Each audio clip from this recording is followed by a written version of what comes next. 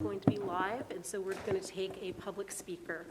Should we take roll call first, Sonia, for a closed session? Yes, let's take roll call first, Mayor. Okay, Councilmember Becerra. Councilmember Mendoza. Here. Councilmember Peñalosa. Here. Councilmember Sarmiento. Here.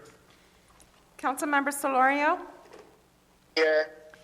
Mayor Pro Tem Villegas. Here. And Mayor Pulido. Here. Okay. We have a quorum, and Mayor, we do have... All right, let's take the speaker and then we'll bring it back to closed session. Let's go ahead. Thank you.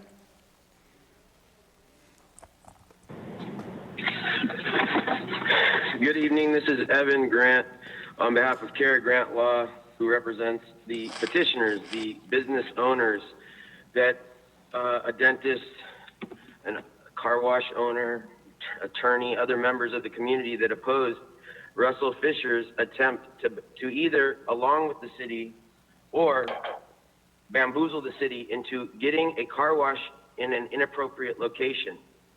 That's what they wanted.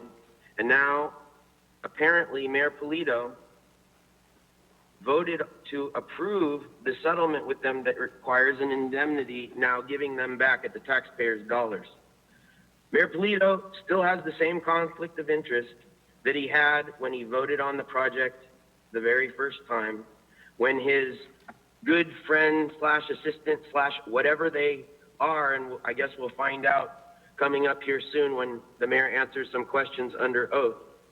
We'll find out exactly the nature. But it was clearly not appropriate for the mayor to sit in an adjudicatory role in that instance, and it's not now because he's doing it to protect himself and to protect his friend, if you will, that also happens to be the person that the developer hired as an expediter.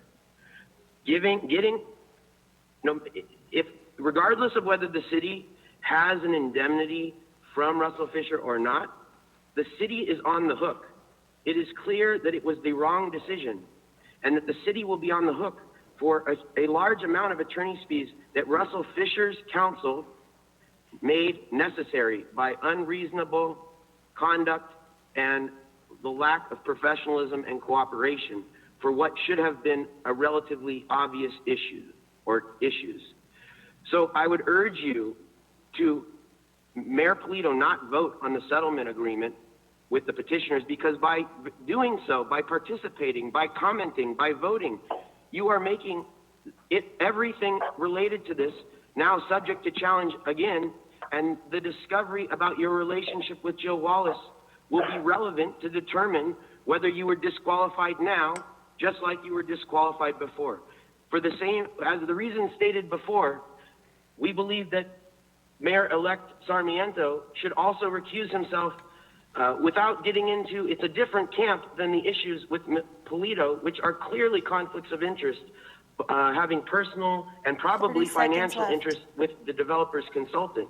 But there is not an appearance of impartiality from Mayor-elect Sarmiento voting, because the developer repeatedly reached out to him and asked for help to get the result he wanted. So I urge you both not to vote, and the rest of the council members, I urge you to come to a resolution with the petitioners. Do not fall for this false, whatever you've been told about this rescission. It will not move the case, and it will be at the expense of the public, and you have... Go ahead and mute him.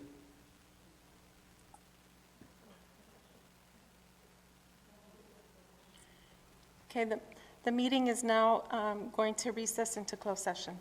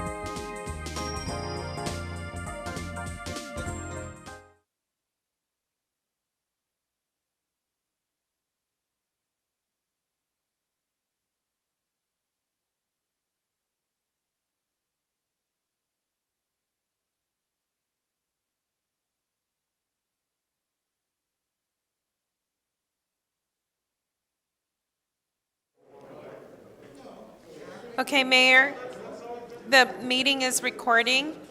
It's live.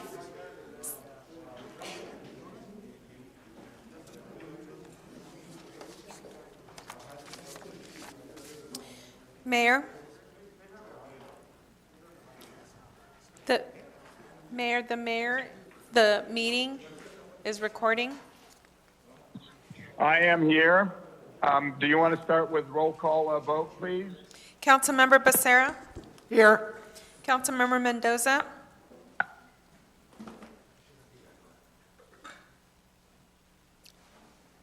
Councilmember Mendoza? You want to contact her?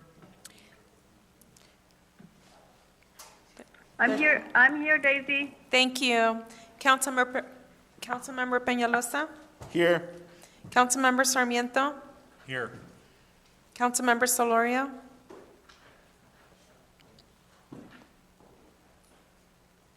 Here. Thank you. Mayor Pro Tem Villegas? Here. Mayor Pulido? Here. Thank you. We have a quorum.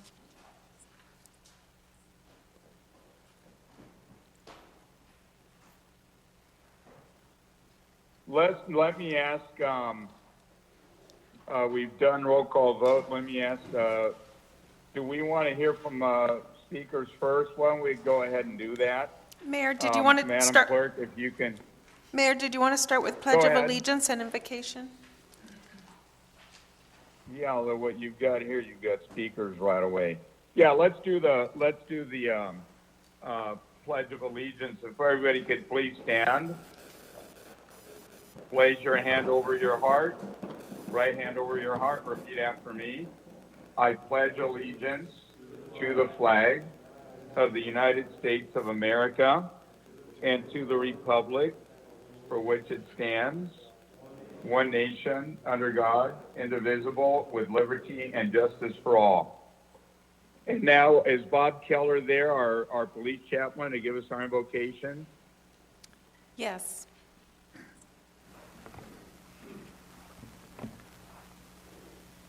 So I'll bow and have a word of prayer, shall we? Our Father in heaven, we thank you that we can all be here tonight. Pray that you would bless my prayer, and we certainly come in the mighty name of our Lord Jesus. We ask that you would bless the council meeting tonight and the many decisions that they make. Give the mayor and council members wisdom as they lead the city of Santa Ana. Bless them exceedingly and abundantly with your truth. Lord, protect us all from COVID-19.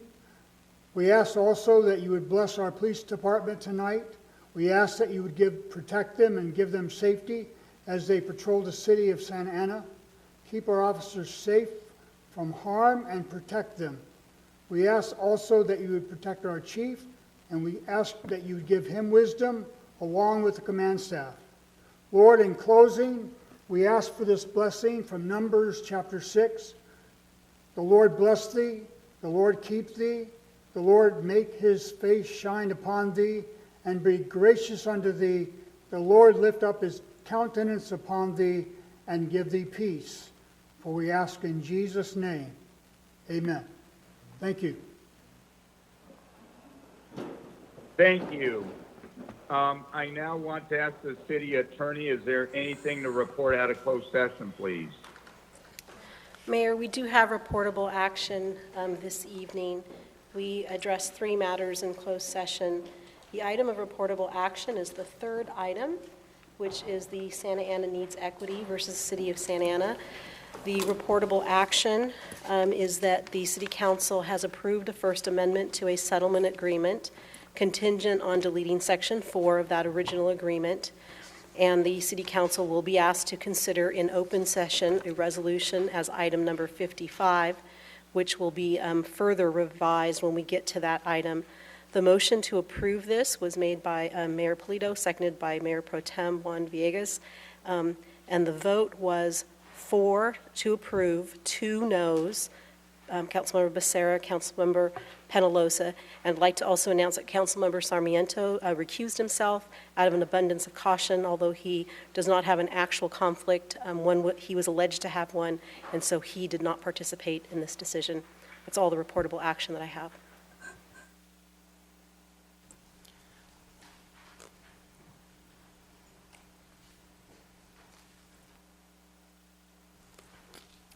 Mayor, and if I may interject here, we do have a ceremonial presentation that could be presented by Councilmember Mendoza.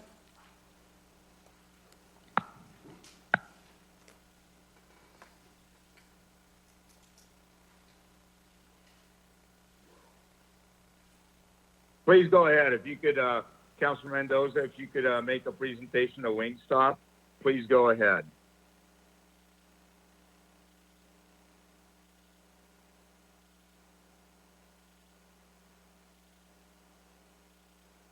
Is Councilman Mendoza on the line?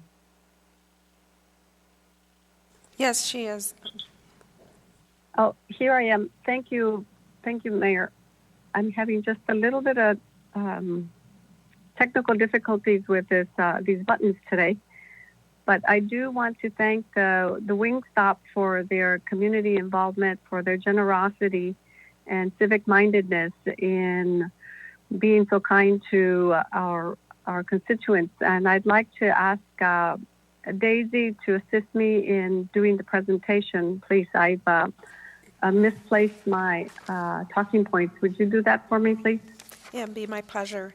Recently, through the Positive Behavior Interventions and Supports Program, Romero Cruz Academy collected donations from the community to provide their students with resources during this global pandemic. As this public school serves a low-income community where the majority of students receive free and reduced breakfasts and lunches, the need for meal vouchers from local businesses were critical. Wingstop made a very generous donation to Romero Cruz Academy in the form of 500 meal certificates. This valuable donation supported the children of Romero Cruz Academy in an important and necessary way. Thank you to Wingstop for your kindness and your contributions to our community.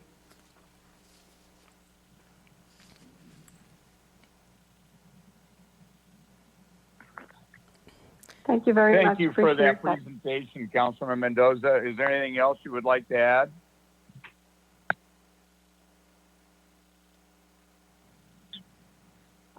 Know that just our sincere appreciation from the city of Santa Ana in their generosity, and that I would like to present this award in person as soon as the COVID restrictions allow me to, because I want to extend that it is an honor to have businesses such as Wingstop in our community. So I will be making the personal presentation in the near future.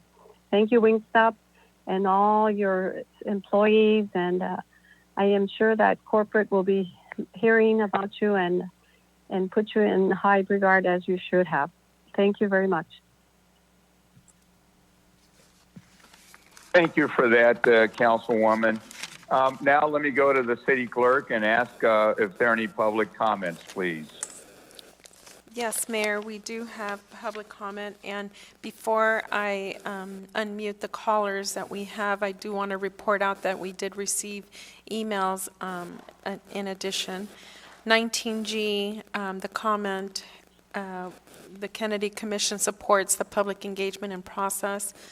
For item 25K was one Santa Ana resident that requested high-level update on case City of Santa Ana versus County of Orange. And then that is, non-agenda, there were two Santa Ana residents that thanked council for holding off on moving forward with the new general plan. And with that, caller with the last, or with the ID number, Zoom ID, Lisa Solomon, if you would please dial *6 or the microphone unmute feature on your device. Hi, this is Lisa Solomon. I'm a resident of Santa Ana for over 20 years, but also I'm a principal of an elementary school. I want to start off by thanking City Council members and Planning Commission for listening to the community in reference to the general plan. We appreciate you taking the time to listen and receive input from our community. Now more than ever, we need to find creative ways to outreach, include sending surveys, nixles, Zoom meetings, phone calls, surveying residents, and links on the website so people have various venues to have their voices heard. I'm here really to address 19E, which is programs for our youth with the cannabis funds. I want to thank, first of all, the Santa Ana Zoo and our Santa Ana Public Library for the services that they've already provided for our students. Right after we closed, the zoo pivoted quickly and provided field trips for our students. So even though they might not have been able to leave their homes, they were able to go on different adventures with the Santa Ana Zoo. I want to make sure that as we're deciding how the funds are spent, that we're considering how we can continue to provide virtual programs, as the restrictions are many for our community, and we want to keep our children and our youth safe. As we look at providing bookmobile tech services and support services, please consider making the bookmobiles mobile hotspots as well. Please consider providing citywide Wi-Fi. I'm not giving up on that because I do believe that there's a lot that we can do to help our residents, not just the youth, but all residents of Santa Ana, and help to improve the Wi-Fi mesh network so we don't have any dead zones, as they are called. Also look for creative ways to outreach so more children can participate in youth programs and work together to support all youth of all ages. And we want to continue to collaborate with you as schools, as residents, to provide as much support as we can for our youth. And lastly, I just want to say thank you for all that you have done, City Council, through Santa Ana Cares, the testing that you've provided, the great work of the City Manager's Office in getting all the information out, giving out masks and information about what services are provided, what support is offered to residents. Thank you for collaborating with other agencies. As you look at 75B, please continue to provide rental assistance and bill assistance to our community and our businesses. They are in much need of it. Thank you. Thank you. Caller with the last three numbers, 489. If you would please dial *6. Thank you. You may proceed. Good evening, Mayor and Council. I want to start off with an attitude of gratitude. Thank you to the three council members who will be going on, and also to the mayor. I know it's not an easy job to be in the council, despite what some people think. And so I know that your families made sacrifices and you've made sacrifices. And I just want to thank you, and especially Mayor, for all the years. It's going to be different without you there at the council meeting. I also want to add that I do support Council Member Mendoza's position about reviewing the status of the city attorney. I agree with her. This isn't a personal, it's strictly business. But the city pays a premium because she's not an employee of the city. She's an employee of a lawyer's firm, and there's a premium that we pay for that. Now, the new council may take a look and agree that's the best way to handle it, but I think it really needs to take a look and realize what we're paying for, and also be concerned about conflict of interest, because her lawyer firm does represent the city on a number of issues, and have her as city attorney, to me, always could be a could be a conflict of interest. So as the new year comes, please take this up as an issue, and just so that you realize what's there. And again, this is personal. I think Sonia's done a great job for the city. This is strictly business. So thank you, and good evening. Thank you. Caller with the last three numbers, 010. If you would please dial *6 to unmute your call, or select the microphone icon. Thank you. Hello, can you hear me? Yes, we can hear you. Hello, Victor Mendez. Again, I do want to also relay my thanks to the outgoing members of the council, Mayor Polito, for their service. I know at times it's a very difficult job, but again, thank you and all that you contributed to the city over the years. Today, you're looking at about $6 million of council-related decisions I wish to comment on tonight. First, I want to comment on small business opportunities. Last meeting, there was some discussion about how better to engage our local businesses to make contracting opportunities for the city. When I looked into this, I found that the city website had not been updated on bid for about 2 years. I did call Councilman Becerra, and it looks like there's been some removal about that dated information, and there is now a link to Planet Bids. I think that might be helpful in the future. With respect to item number 25E in the amount of $450,000, 25G in the amount of $900,000, 25I in the amount of $1,020,000. It's about $2 million being authorized today, all on sole source extension. Not one dime of this will stay locally when businesses are suffering and people are unemployed and fighting to keep a roof over their head and food on the table. Maybe updating the bid system can help, since there's points for local businesses, but that point system, like the prior information, seems like it was outdated. With respect to 20A and the amount of $1,575,000, here's another $1.5 million being added to the AMS budget. In fact, there's not even a document that presents the total cost of ownership that we, the ratepayers, will pay. So it leaves the question, where is this all going? And is there going to be some type of accountability built into this project that as of yet, we have yet to see what the benefit is to the ratepayer. Also, this is really an approval for a PO for some hardware that's not necessary at this time. So why don't we ask the staff to send up the new bids instead of feeding the current system where local businesses and residents are getting goose egged? Just give it a shot and see what happens. 11A, the sale of bicycle and bicycle parts ordinance. My comment to that would be, why not issue bike licenses to residents? There's nothing in the city website about this. However, there are licenses issued for dogs. I think our children's bikes should have a little priority over dogs. The bike registration program would raise awareness about bike safety and protection from theft. They provide a tracking mechanism for stolen bikes. And bike thieves know their actions are being controlled, and more importantly, provide a vehicle to promote community relations. It can start immediately without any further direction. The 3rd and Broadway project, I do support this project, but I want to convey a couple of 15 points. seconds left. First of all, what's that? I'm sorry, you have 15 seconds left. Okay. Well, on the 3rd and Broadway project, you didn't bother to mention that we're losing about $600,000 per year, and that needs to be somehow considered down the road. And also, you're going to carry the risk of the demolition of the parking garage as you carry forward. So let's be very cautious and very communicative about that hazard exposure that's in the garage today. Thank you. Your Likewise, time with is the up. litigation on 25K. Let's oversee that and make sure that. Thank you. Caller with the last 3 numbers, 837. Please dial *6 to unmute your call or select the microphone icon on your device. Caller with the last 3 numbers, 837. Please dial *6. Hello. Hi, you may proceed. Hello. Good evening.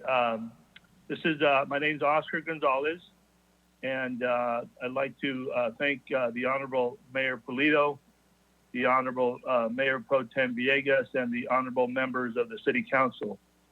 Our family has been serving the Santa Ana market for over 27 years, and we really appreciate the opportunity to present a project that is very near and dear to our hearts, and want to thank you for the service to the community. We also express our sincere thanks to our city staff for guiding this project through multiple submissions and refinements to make it a top I'm sorry, quality Oscar, development. are you looking to speak on a public hearing item? That's correct. Oh, I'm sorry. I'm going to go ahead and put you back on hold, and when the mayor opens the public hearing item, then you may proceed at that time. My apologies. Okay, I'm sorry. Caller with the last 3 numbers, 361. Please dial *6 to unmute your call or select the microphone on your device. Thank you. You may proceed. Can you hear me? Yes, you may speak on any item on Yes. the agenda or non-agenda, with the Yes. exception of public hearing items. You may proceed. Correct. This is John Hanna. I'm speaking for the Southwest Regional Council of Carpenters. I want to commend the council for delaying the decision on the general plan to provide more input, and hopefully we'll be considering the workforce when we look at that issue. But I also wanted to thank Mayor Polito, Councilmember Solorio, and Councilman Villegas for their service to the city of Santa Ana. Councilman Solorio, I served with you on the Rancho board, and I know you have brought a lot of insight both to the college district as well as to the city from what you've learned in the city and also in the state assembly. thank you for your service. And Mayor Polito, I've known you many years. It's been a long time since the days of Ace Muffler and the fight over billboards. And we may have had some differences lately, but I think you've worked so hard to be a good mayor. And I know that you and I shared a deep friendship with the late Frank Barbero, and I know he'll be looking down and wishing you all the best in the future. So thank you. And that's it. Thank you. Let me just intervene and say thank you for that, John. I much appreciate those kind words. Thank you. Caller with the last three numbers, 971. Please dial *6 to unmute your call or select the microphone. Thank you. You may proceed. Well, Hi. Mayor Polito, once again, hello? Yes, you may proceed. Hello? Yes. Well, Mayor Polito, again, you're not supposed to vote on 55A, but obviously you're going to do what you're going to do anyway. Mayor Pro Tem Villegas, I would think the law and order type of thing would be not to dole out favors to try to avoid embarrassing information. But I guess I can't convince you of that if you're not convinced at this point. We do have a little bit of optimism in the integrity and justice sort of not being lost of all meaning, in that Mayor-elect saw fit that there was a problem with it, even the way it looks. And if Mayor Polito can't understand how that not only is there a problem with how it looks, but that there's a problem with that now, again, he is trying to push through a deal that the developer is driving for their own benefit at the expense of the city and the taxpayers. There's no procedure for doing this. It's a final action. You have apparently adopted an amendment to a secret settlement that the public doesn't even know about, that material is conditioned on approval of a rescission that makes findings in favor of things that are not in front of the council. How is it not obvious to everybody that this is yet another ploy that will harm the city and harm its taxpayers? Don't fall for it. Have a seat at the table for the people who successfully challenged this and reach a resolution. Don't try to ice them out of the conversation. Thank you. Thank you. Caller with the last three numbers, 340. Please dial *6 to unmute your call or select the microphone icon on your device.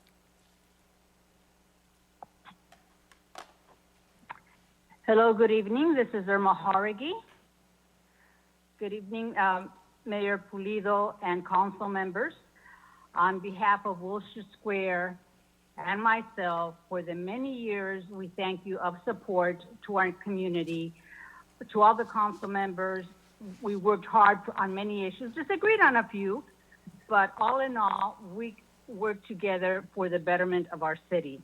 There's many things I could say over the years we've worked, but I wish you well. I wish you joy. I wish you health. And I'm looking forward to working with the next Mayor Sarmiento. Felicidades, and all the council. Thank you again from the bottom of my heart, and wishing you a fabulous holiday. Irma Jauregui. Thank you. Thank you very much, Irma. Thank you. Please go ahead, Madam Clerk. Zoom ID, I listed as Dave.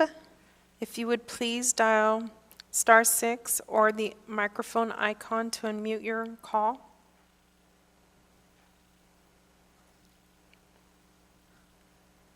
Zoom ID Dave, if you would please select the microphone icon on your device to unmute your call.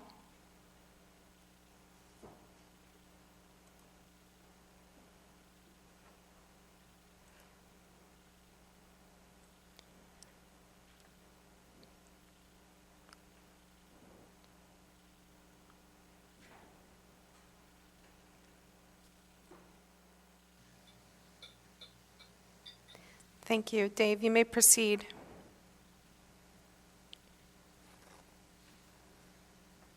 Zoom ID, Dave, you've successfully unmuted your call. You may proceed to speak. This is for later on, comment on 75C, so I'll call back later. Thank you. Yes, we'll put you on hold for 75C. Thank you.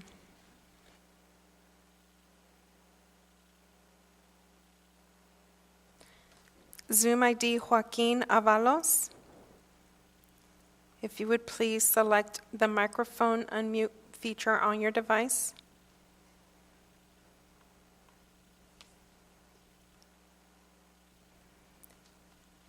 Joaquin Avalos. If you would please select the microphone unmute feature on your device.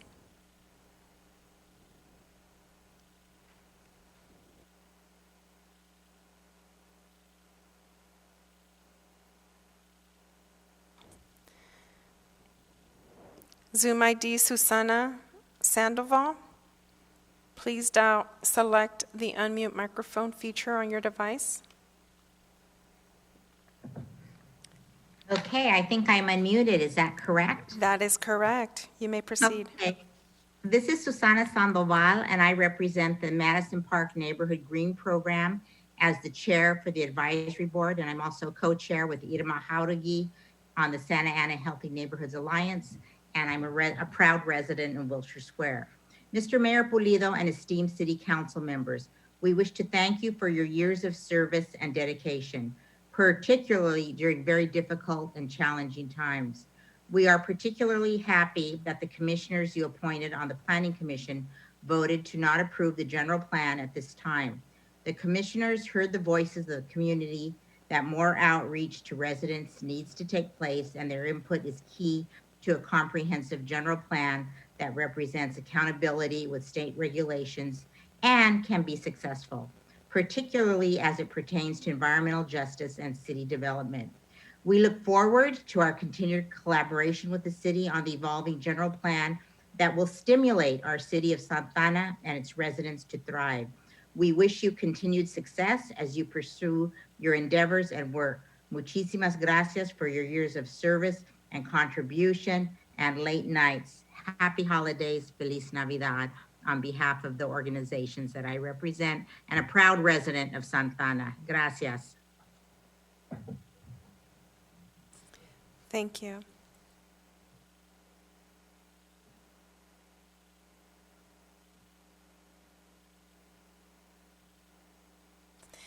Zoom ID, Carl Benninger.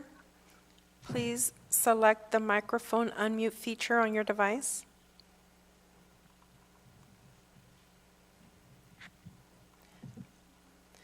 My apologies, I believe you've already spoken. You're logged in twice into the device. That's it.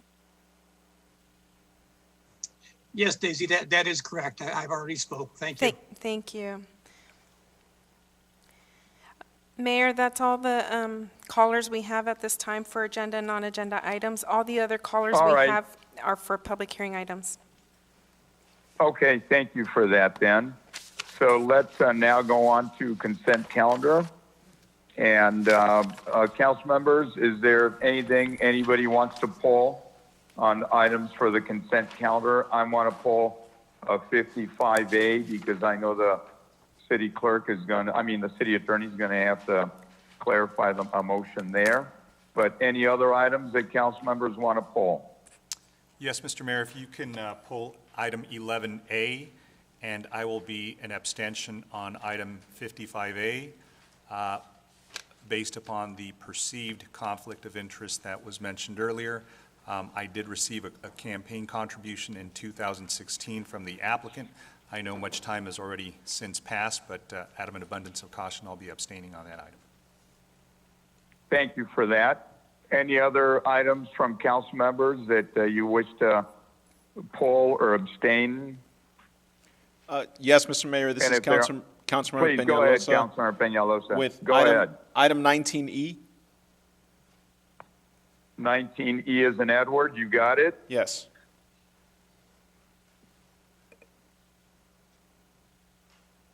Any other items, council members?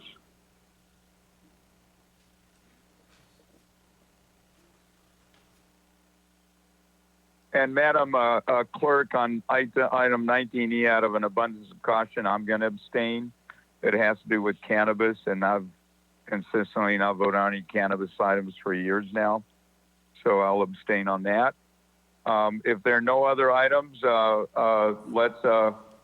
there a motion on the balance of the consent calendar?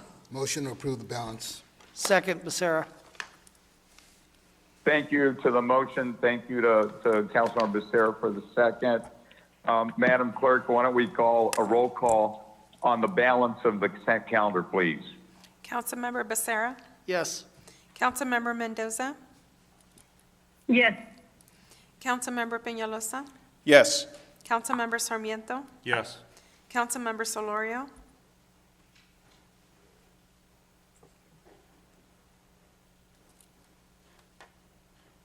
Yes. Thank you. Mayor Pro Tem Vegas? Yes. Mayor Pulido? Yes. Okay, motion carries. So 7-0. then, what would our next item be, Madam Clerk? Would it be 19E from Councilmember Peñalosa? 11A from Councilmember Sarmiento? Okay. Go ahead, please, Councilmember Sarmiento. Yes, thank you, Mayor. I simply wanted to thank the staff, and specifically the city attorney staff, for going back and redrafting the ordinance and the way it reads. I believe there was some questions that were made at the last council meeting when it was first presented, and I think those have been incorporated in this ordinance. My intent of amending what was presented to us originally was to make sure that we don't criminalize lawful behavior, and I believe the description is a lot tighter, it's more narrowly tailored, and will not do that. The other one was to make sure that this is presented as a wobbler, to make sure that an infraction will be considered when these incidents occur, and to the extent that there is some discretion on behalf of the city attorney when something is filed, there would be multiple incidents that would trigger that filing of a misdemeanor. That, I know, is something that we are trying to prevent the underlying act by bad actors, but we also don't want to cast too wide a net where, innocent people are subject to misdemeanors that would have to be, that stay on people's records. So based upon that, I will go ahead and, with those changes, move the item. Is there a second to Councilmember Sarmiento's motion? Yeah, Becerra, second. Thank you for that. Any other comment? If not, roll call vote, please, Madam Clerk. Councilmember Becerra? Yes. Councilmember Mendoza? Yes. Councilmember Peñalosa? Yes. Councilmember Sarmiento? Yes. Councilmember Solorio? Yes. Mayor Pro Tem Vegas? Yes. Mayor Pulido? Yes. Motion carries 7-0. So I believe now we're on 19E with Councilmember Peñalosa. Correct. Thank you, Mr. Please, Mayor. Councilmember, go ahead. 19E is to receive and file Cannabis Public Benefit Fund for Youth Services informational update.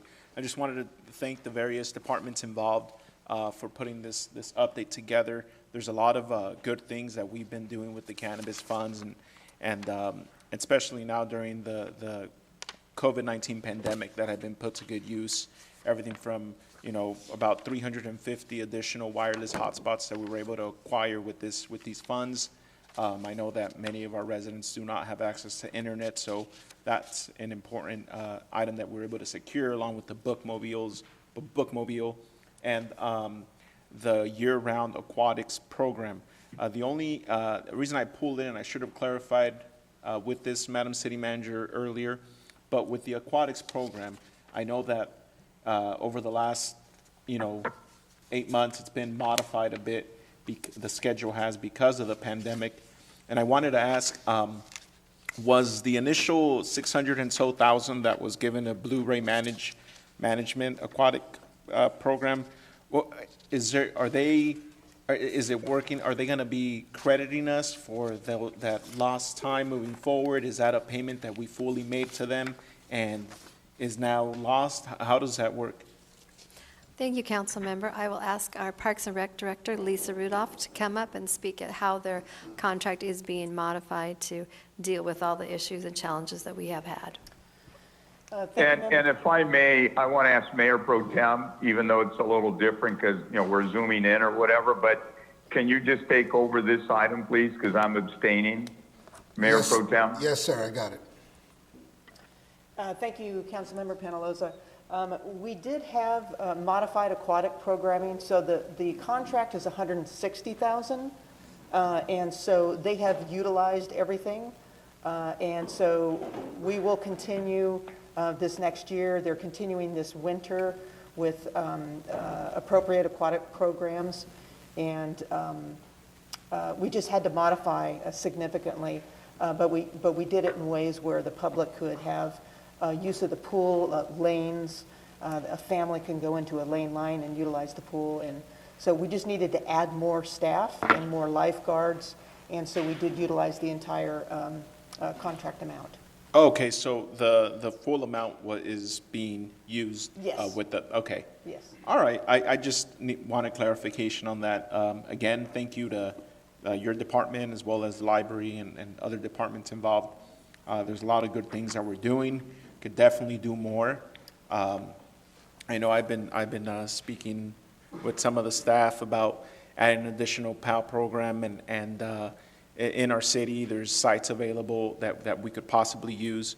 So in the future, if we're able to identify funds that we could use to service other areas of our community versus just the one area that's always great. So with that said, I'll move the item for approval. Thank you. Is there any other council member comments? Yes, I'd like to second that. I wanted to ditto what Councilmember Peñalosa said across the board, and wanted to thank staff for putting the report together and getting these things in motion. As you know, I feel very strong that we try to get out as many of these youth funds out there as soon as possible, especially to help with our kids' educations. But I know that staff's making great strides, and I'm thankful that the council is still committed to this program. It's been almost 4 years, Councilmember Villegas, when we set the wheels of this youth fund in motion. So I'm pleased that we're getting these new dollars out the door. Thank you. Thank you, Councilmember Solorio. Is there any other council member comments? If not, I'm not hearing any. I would like to also thank Councilmember Solorio. Yes, I remember back when we were in the Public Safety about 4 years ago, Public Safety Committee. We were the ones that set the groundwork for this. It came out of committee and then came over to the council. And it was the previous council prior to this that passed this, Tinajero, Martinez, Benavides, all good friends. I was very happy for the council to vote on this to make this happen, for these funds to be here. And is there a second on this item? If not, I'll go ahead and second. And Madam Clerk, can we get a roll call vote? Councilmember Becerra? Yes. Councilmember Mendoza? Yes. Councilmember Peñalosa? Yes. Councilmember Sarmiento? Yes. Councilmember Solorio? Yes. Mayor Pro Tem Villegas? Yes. Motion carries 7. Next item, Madam Clerk, and I think the mayor comes back. 55A, pulled by Mayor Pulido. Okay, yes, I pulled this item. What I would like to do is first recognize and acknowledge that Councilmember Sarmiento is abstaining on this item. He already stated his reasons earlier, but if you would please just note that for the record again, Madam Clerk. Yes. And then we had discussion in closed session, and as we move forward and discuss it now, I'd like to call on the city attorney to articulate the motions that were discussed, and then I'll ask for a maker of the motion a second. We'll discuss it, and we'll go from there. So, Madam City Attorney, please. Mayor and council members, the item before you is a request from the applicant to rescind what we are calling 2019 approvals for a development project. In closed session this evening, the City Council approved a first amendment to a previous settlement agreement, but they made that approval explicitly contingent upon deleting Section 4 of the original agreement, which pertained to a defense and indemnity obligation of the applicant. Now we ask you to consider the adoption of this resolution, but we ask that you revise two sections. One, to include a new subsection C to Section 2, so that it's absolutely clear that this is contingent on executing that proposed First Amendment that deletes Section 4, as you previously approved in closed session. So the two sections that would be amended are on page 2 of the resolution. Under Section 2, you would add a new subsection C. It would read, notwithstanding anything set forth herein to the contrary or anything set forth in any documents or agreements adopted and executed before the action taken by adoption of this resolution, the obligations of the 2019 approvals requiring the applicant to defend and indemnify the city shall remain in effect as if the 2019 approvals were not rescinded. But key to this action would actually be some amendments to Section 4. This section is the section that talks to when the resolution would take effect. The amendment here would say that the resolution shall only take effect if the First Amendment to the settlement agreement is fully executed by both the city and the applicant. And with those changes, I'd recommend adoption of this resolution as set forth in the staff report. Okay, is there a motion or a maker of a motion on what the city attorney just articulated? Mr. Mayor, this is Councilmember Becerra. I have a question of the city attorney.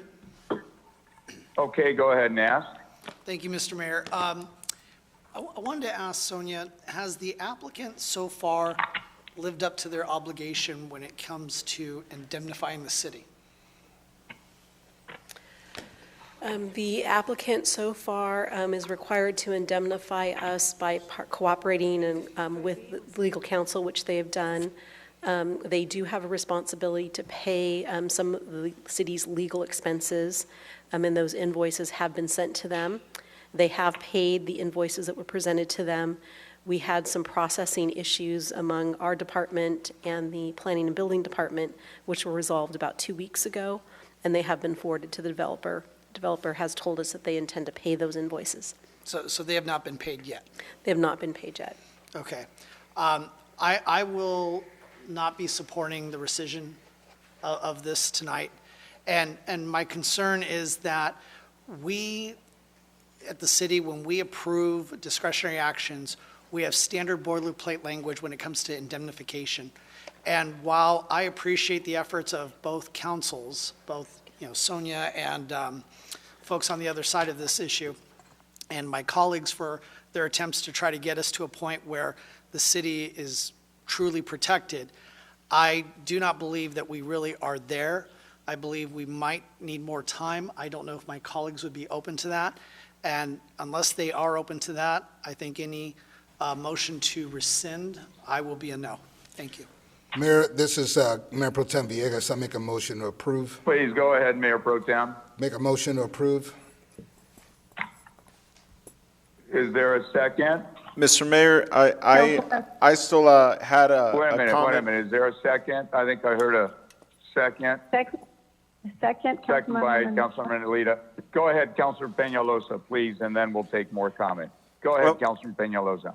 I just wanted to ask the city attorney, Madam City Attorney, if any new litigation comes out and arises out of this, anything to do with this project or these approvals or the rescission of these approvals, is the developer going to indemnify the city from new litigation that were to arise from this?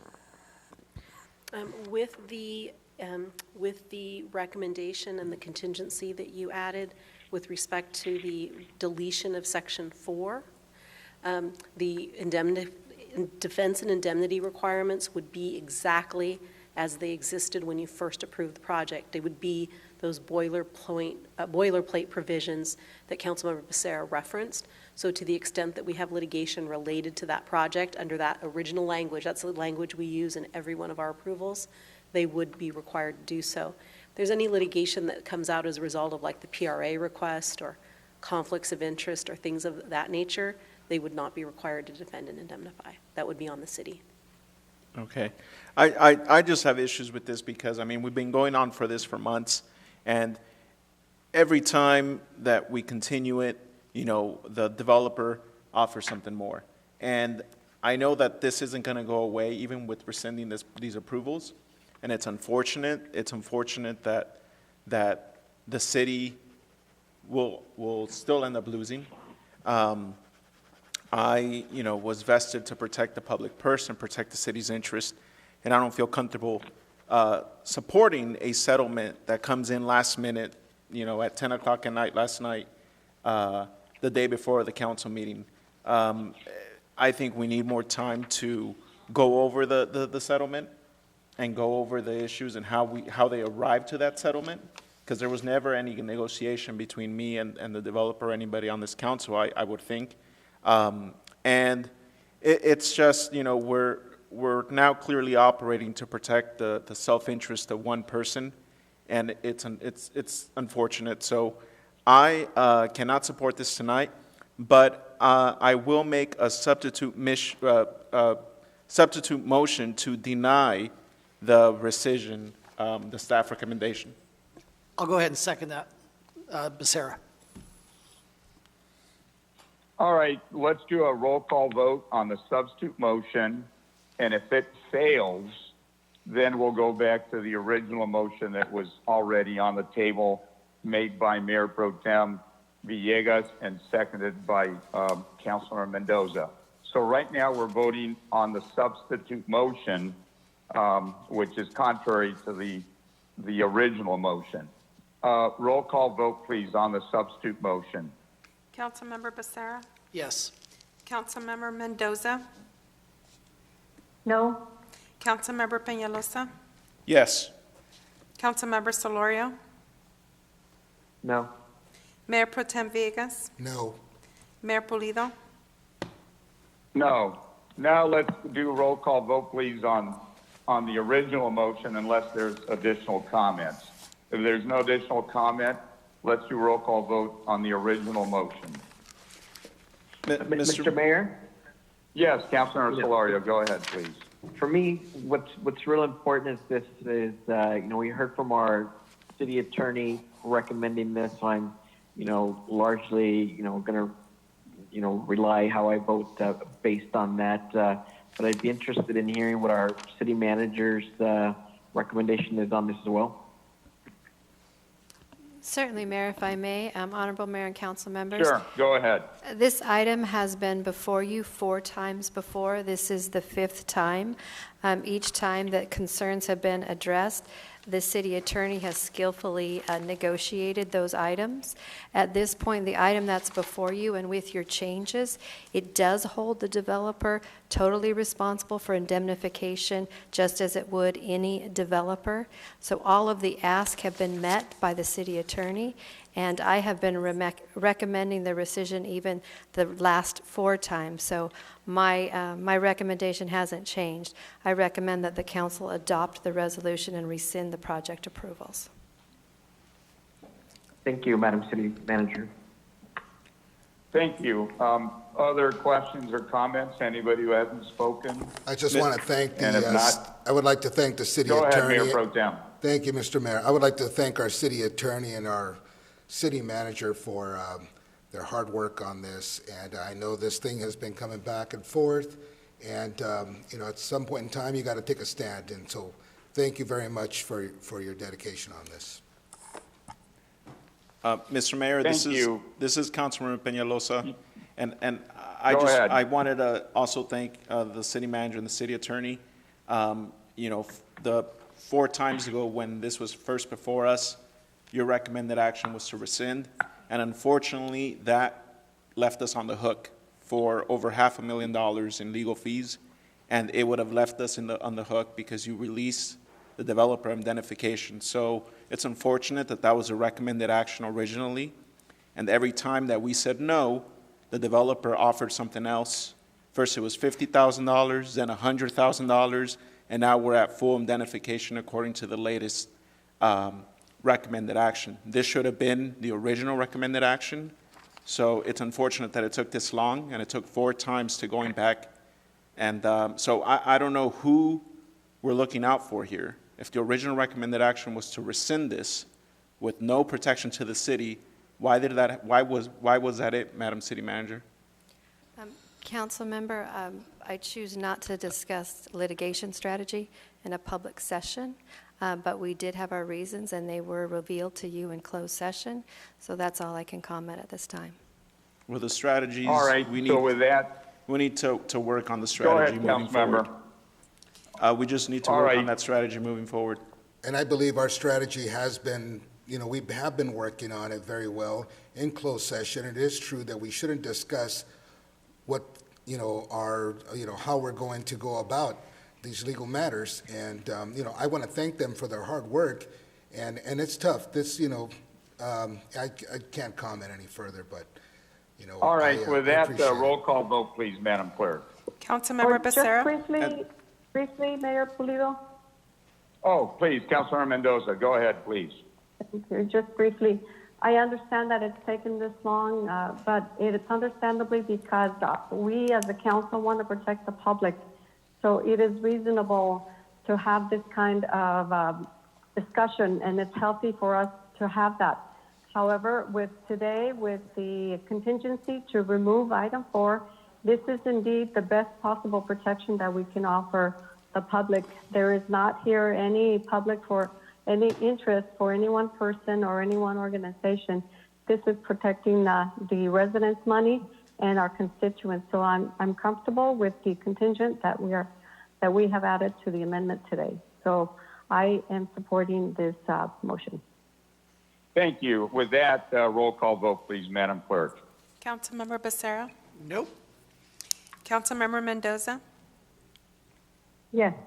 Councilmember Peñalosa? No. Councilmember Sarmiento? I'm sorry, he's abstained. He's abstaining. Yes. Councilmember Solorio? Yes. Mayor Pro Tem Vegas? Yes. Mayor Pulido? Yes. Motion carries 4-2 with one Okay, what's our abstention. next item, Madam Clerk? 75, public hearing item 75A.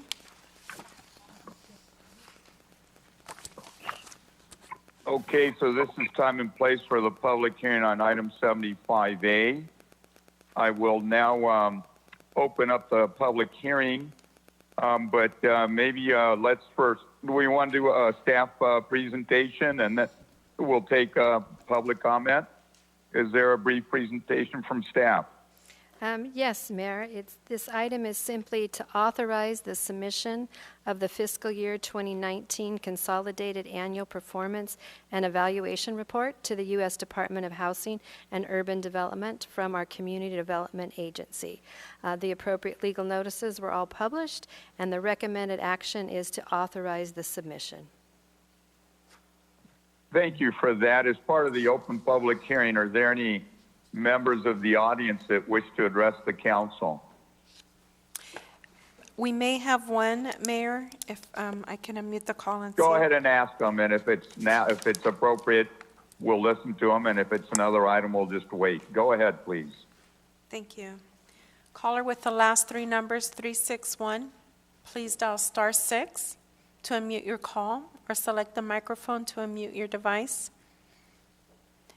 And let us know if you would like to speak on public hearing item 75A.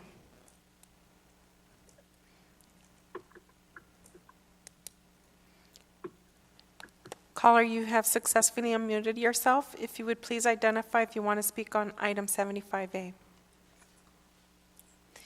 Okay, Mayor, that call was dropped. It looks like they hung up.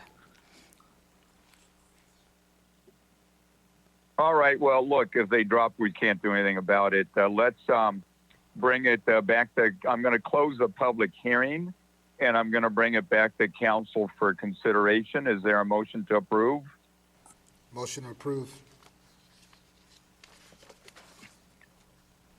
A second? Second. Councilor Mendoza, was that you? That was me. Yes, I second. All right, we have a motion, a second. Roll call vote if there's no additional comment. Yes, Mayor, and I failed to note the fact that we did receive an email for 75A from the Kennedy Commission urging priorities on affordable housing. Okay, let's make sure that gets included into the public record. Yes, and Go ahead, roll call vote, Madam Clerk. Councilmember Becerra, Yes. Councilmember Mendoza, Yes. Councilmember Peñalosa, Yes. Councilmember Sarmiento, Yes. Councilmember Solorio, Yes. Mayor Pro Tem Villegas, Yes. Mayor Pulido. Yes, Motion carries 7-0. thank you. Now we're on item 75B. This is time and place to open up a public hearing adopting a second amendment to the COVID-19 response funding plan. Is there anything that staff would like to present on this item? And then I'll listen for public comment, then we'll bring it back to council. Anything from staff on this item? Certainly, Mayor. This item before you is actually to do 4 different actions, all recommended. The first action is to adopt the second amendment to the COVID response funding plan for the allocation, administration, and implementation of federal funding, which we are being provided in response to COVID-19 pandemic in the amount of $3.5 million. The second action is to direct the city attorney to finalize and to authorize the city manager to enter into the negotiations and execute the necessary agreements. The third action is to approve a substantial amendment to the 2019-2020 Annual Action Plan in order to allocate and program the $3.5 million of Community Development Block Grant and Emergency Solution Grant funding. And the final action that's before you for consideration is the approval of the necessary appropriation adjustments to recognize the allocation of the additional funds and to program them to the expenditure account. Thank you for that. Madam Clerk, are there any members of the public that wish to address us on this item? I have 2 that are not identified. If I can unmute their call and Try them. Zoom ID Carla Juarez. Please select the microphone icon on your device to unmute yourself and indicate if you want to speak on public hearing item 75B.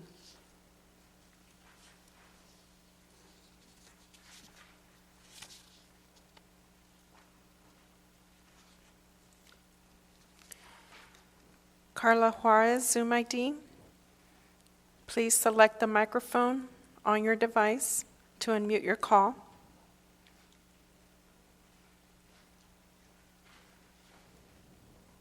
And indicate if you want to speak on item 75B.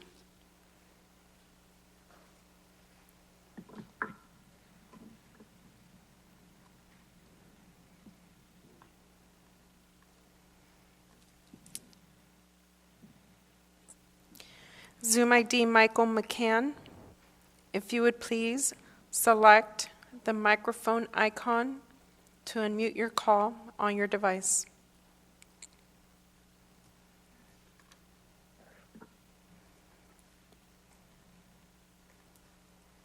Zoom ID Michael McCann, if you would please select the microphone icon on your device to unmute your call.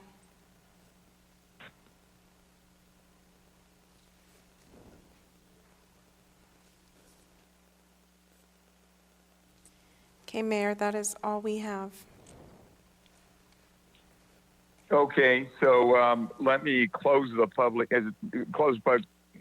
hearing, but I want to ask you, is there any written communications, any emails, anything? We did receive one. The Kennedy Commission also urged priorities for affordable housing.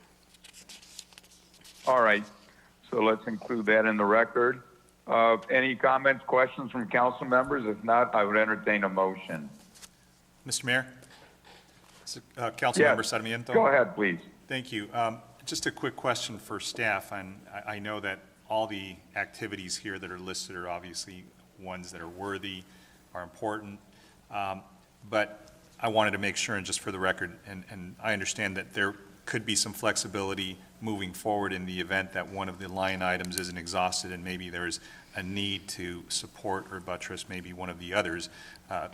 Most importantly, speaking about the emergency rental relief, that may be a priority for us, or maybe something that could be exhausted fairly quickly, and to the extent maybe some of the other items that are listed may not be exhausted. Could we draw down on some of the others if maybe there are some non-exhausted funds and those that we might be able to use for the subsistence payments?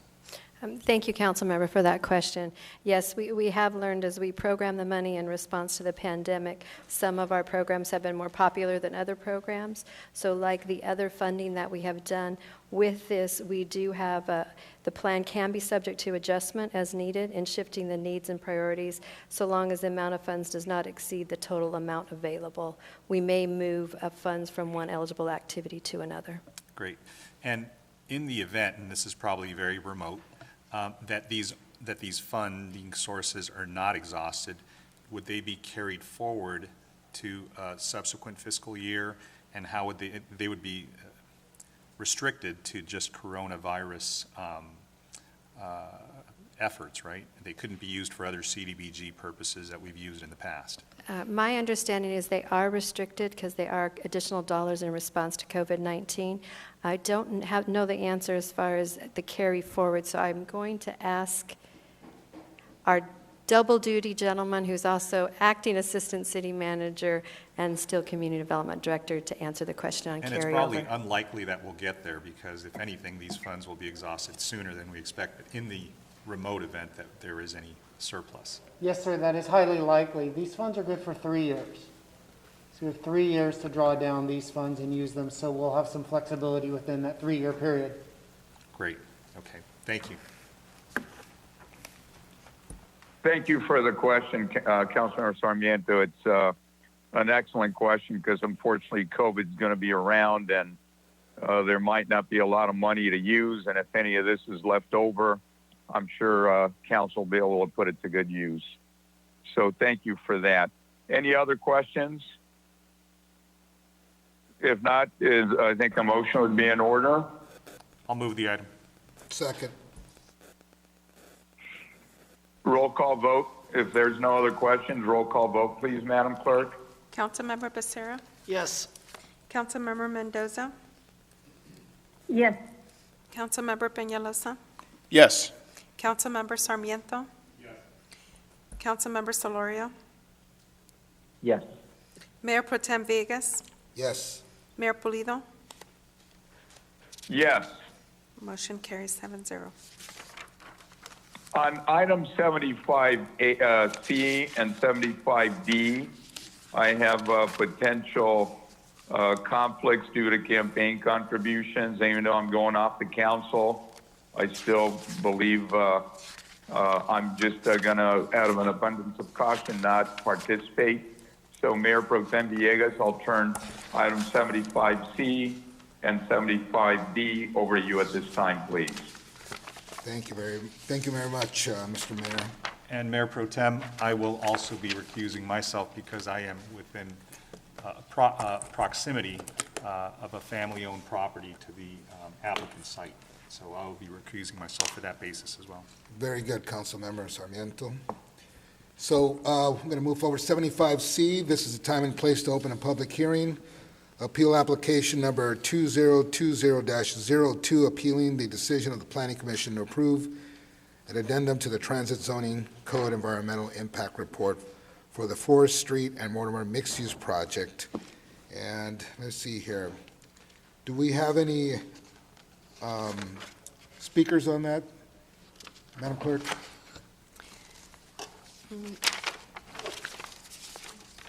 We do, Mayor Pro Tem. And also before I unmute the callers, I do want to announce that we did receive emails. We received 5 in support from Santa Ana resident business owners, 1 Red Oak Investment in response to the appeal, and 1 in opposition from the Kennedy Commission. Let's go ahead and go with the speakers. Okay. Last 3 numbers, 994, please dial *6 to unmute your call. If you want to speak on public hearing item, thank you. You may proceed to speak. This is item 75C, Mortimer and 4th Street. Yes, this is 75C, 4th and Okay, Mortimer. I'm sorry. I was having some technical problems. This is Dave Elliott, President, CEO of Santa Ana Chamber of Commerce. Mr. Mayor and council members, thank you for your continued work on a lot of our development projects. I just want to speak on behalf of endorsing and supporting this project. We think that this is a strong economic development project for our city, giving us additional residential capacity as well as retail for businesses, and that we feel that this is be a great enhancement to our downtown area again, and what a great partner to have Northgate Gonzalez Markets, who has a number of markets and have been involved with our city for a zillion years, to partner with this. So I just wanted to say that we're supportive of this project. We hope that you will support it as well and get it approved tonight. Thank you. Thank you. Caller with the last three numbers, 278, please dial *6 to unmute your call or select the microphone icon on your device. If you would like to speak on item public hearing, thank you.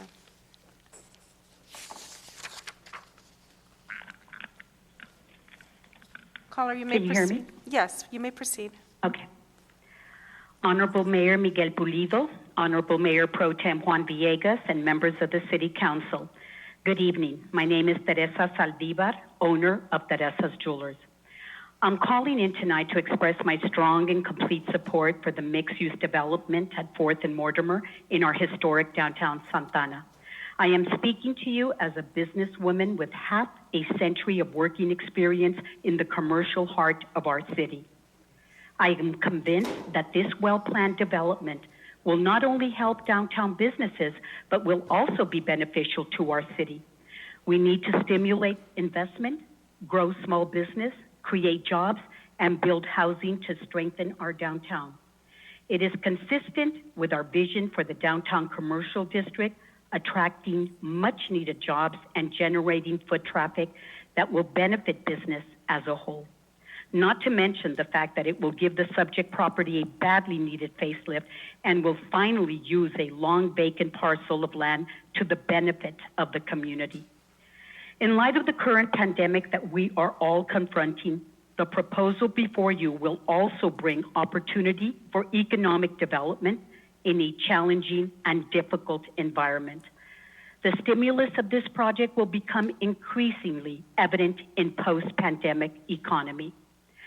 Most importantly, this is a thoughtful and promising development. The developers have roots as well as a great reputation in Santa Ana. The Northgate Gonzalez name is synonymous with excellent business practices, community involvement, and concern for others. They are experienced entrepreneurs whom I have known and admired since they first opened their market here in the early 1990s. Some of their employees are my faithful customers, and it is always refreshing to hear them speak so highly of the company they work for. This project will be good for our downtown businesses and our great city. Thank you, and I urge your approval for this project. Thank you. Caller with the last three numbers, 602, please dial *6 to unmute your call or select the microphone icon on your device.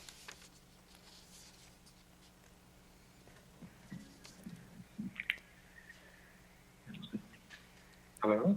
Thank you. You may proceed. Hi, my name is Andre Robertson, and I'm the Executive Director for Power One Foundation. And I'm calling on behalf of this project to show my support for this project. Northgate Gonzalez Marcus has partnered with my foundation in what I've done in the city of Santa Ana as far as being there for the people in the community during a time dealing with the hunger crisis that we've dealt with. A lot of the families have been impacted by COVID-19. And through the partnership with Northgate Marcus, them donating one of their stores to me that will be a potential that will be a future Northgate Markets. They donated 30,000 square feet to our nonprofit. To date, with their assistance in Santa Ana alone, we've been able to feed over 1 million families in Orange County and primarily Santa Ana. So with the support that they show the community in this mixed use development will add value to the community, because what they stand for as a family and as a business, and also with their employees and so many people in the community that adore them and support that business. And from personal experience, being from Santa Ana, born and raised, and knowing Northgate Markets, and them taking the time to see our vision and what we're doing for the community of Santa Ana has really been a blessing. So I really am in support of this project on behalf of Northgate Markets. Thank you. Thank you. Caller with the last three numbers, 404. Please dial *6 to unmute your call. Hi, my name is Ryan Chase. I'm a fourth-generation business and property owner in the downtown. My family's been there since 1919. I'm calling tonight to voice support for the project. The project would heavily benefit the downtown and the surrounding businesses and create a welcoming and beautiful entry into the new downtown area. In addition, it's a high-quality project adjacent to one of the streetcar stops and offering a multiple of unit options from one bedroom all the way, or studio, excuse me, all the way up to 4-bedroom. And more importantly, and really, I mean, as the previous caller mentioned, the ownership group behind the project, Gonzalez family, is a longtime business owner and stakeholder in the city, and is heavily involved in the community. Does so many great things. Couldn't think of a better family behind the project. And they're also building an affordable project along with this this project as well. So that'll be great. In addition, the project will not displace any residents, and all the employees will be relocated to a new larger store nearby that can accommodate the traffic. Again, I could not personally think of a better use for the site and a better family to be involved. And for those reasons, I ask for your support. Thank you. Thank you. Caller with the last three numbers, 155. If you would please dial *6 to unmute your call. Mayor Polito, council members, thank you for the opportunity to speak in support of the 4th and Mortimer project. My name is Michael McCann, and I represent Toll Brothers, who owns the property bounded by 4th, Main, 5th, and Bush Streets. That has a 218-unit apartment project that Toll expects to start construction on hopefully late Q1 of 2021, maybe early Q2 2021. Toll believes the 4th and Mortimer project should receive the council's full support, as it furthers the intent and vision of the transit zoning code by bringing much-needed residential to a downtown area that is missing that key element of housing. The housing will help energize the downtown, support local businesses, increase safety with 24/7 eyes on the street, and add to the city's housing stock, which is probably most important of all. Contrary to what some might think, Toll is not concerned about a competing housing project down the street. Rather, we instead feel that multiple housing projects complement one another. They'll bring an energy and a sense of place to the downtown area that benefits all downtown constituents, particularly the businesses and even our project. For those reasons, we very much hope you will support this project. Thank you very much. Thank you. Caller with the last three numbers, 841. Please dial *6 to unmute your call or select the microphone icon.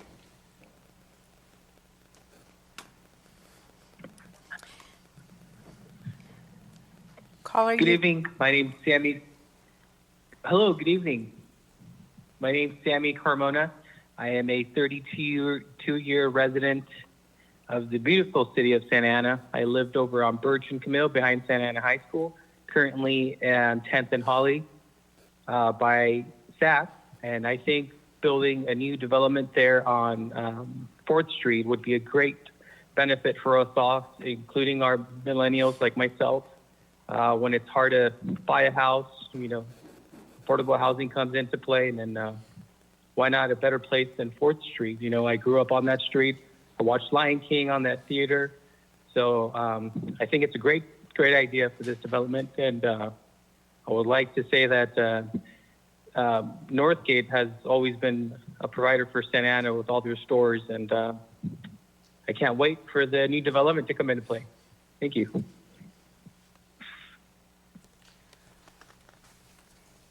Thank you. Zoom ID Carla Juarez, if you would please select the microphone icon to unmute your device. If you want to speak on public hearing item 75C. Zoom ID Carla Juarez, if you would please select the microphone or unmute. Thank you. Yes, hi. Thank you. Hi, good evening. My name is Carla Juarez, a longtime resident of Santa Ana. I strongly oppose this development. La Gonzalez has been a very big part of our community. It was one of the first places that you could go buy groceries at affordable prices. But the development that they're behind now is not affordable to their community, which is very sad because the same essential workers are working in the groceries and putting their lives at risk won't be able to afford this development, living in houses that rents begin at $2,000 and up. I mean, that's easy math. There's a lot of people in Santa Ana that can't afford it, especially people that live around 4th Street or La Cuatro. So I don't know how this makes sense. And I feel very sad listening to other businesses like Teresa's Jewelry saying that it's welcome. It's welcome to those that are outside of Santa Ana that don't live here because they could afford it. And if the city council is there for their public, for the people that elected them, then why are you behind this? And it's very shameful that La Gonzalez wants to do this housing here when they can't afford it. Their essential workers can't afford it, $2,000 to the beginning rent. I mean, I wonder how many people that are sitting right now in the city council could afford that by themselves without having to live with 2 or 3 families in there. Because that's what Santa Ana residents do in order to survive. They have 2 or 3 families living with them in order to survive for the rents. And this development is going to do just the same. When you talk about gentrification, this is gentrification. When you get priced out of your own neighborhood because you can't no longer afford the rents there. And this development only drives the surrounding areas to increase their rents.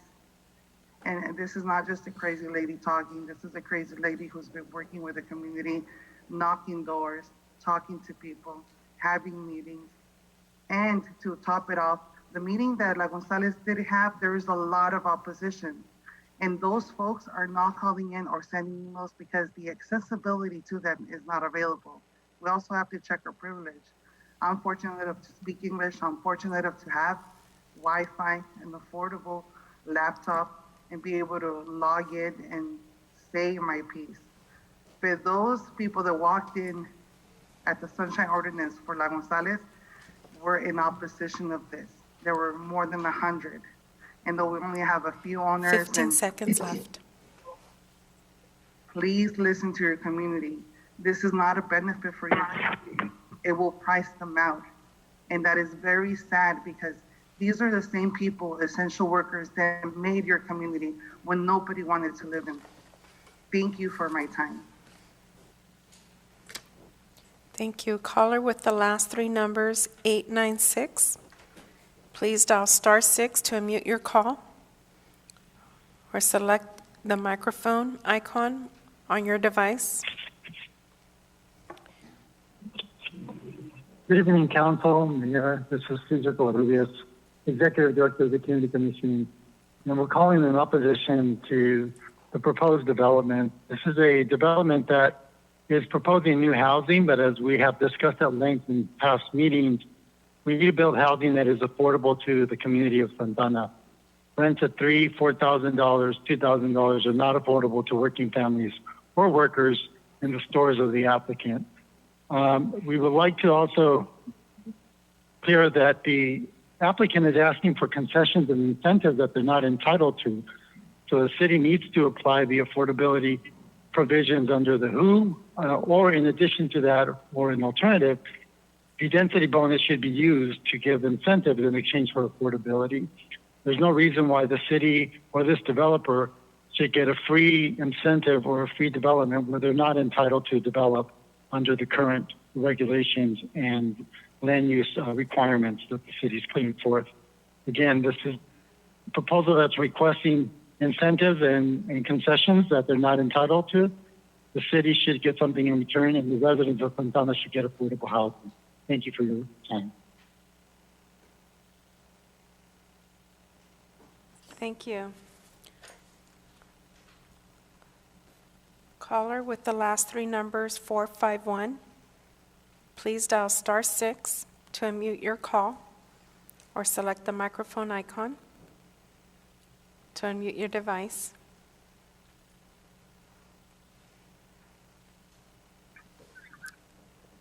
Hi, good evening, Council. My name is Isuri. I am a resident of Santana. I live in Ward 3, and I too am calling in opposition to this project. And one of the first things I want to say is that there has been no in-person community meeting on this project since August 29th of 2018. And at that meeting, the Sunshine Ordinance meeting that another caller also referenced, there were over 100 Santa Ana residents in attendance that were in opposition. And the majority of those residents were of the Lacey neighborhood. So they live in the neighborhood that is walking distance to the proposed project site. And I'm very concerned that this could move forward today without any other in-person community meetings to collect community feedback and see what the members of the community would like to see at that site. In 2018, they strongly expressed that there is a need for affordable housing. And I know another caller stated that there will be affordable housing at this site, but we know that that is not true. The rents will be extremely unaffordable to that community. They will be unaffordable to families that have extremely low incomes and very low incomes. And there's been talks of another project that will provide affordable housing, but that project is not this project. And I can't stand in support of this project. The residents of that neighborhood will not support this project unless there is affordable housing that will be affordable to families with extremely low and very low incomes provided on site. Not anywhere else in the city, not at another site nearby, but it has to be provided as a part of this project. And I ask that the city council really consider this, and before you make any decision, that you meet with the community, require that the developer have another community meeting that is in person. And if that has to wait until the pandemic subsides, then that is what needs to happen. But we can't move forward with this project when there was such strong opposition at the only in-person community meeting that was held. Thank you. Thank you. Caller with the last three numbers, 383. Please dial *6 to unmute your call or select the microphone icon.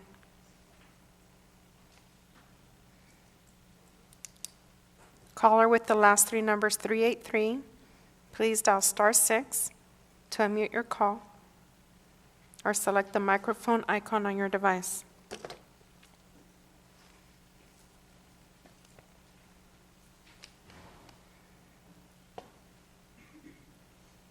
Caller with the last three numbers, 383.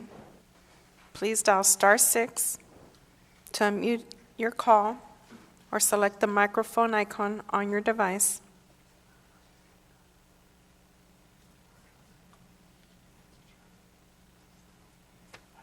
Hola, buenas tardes.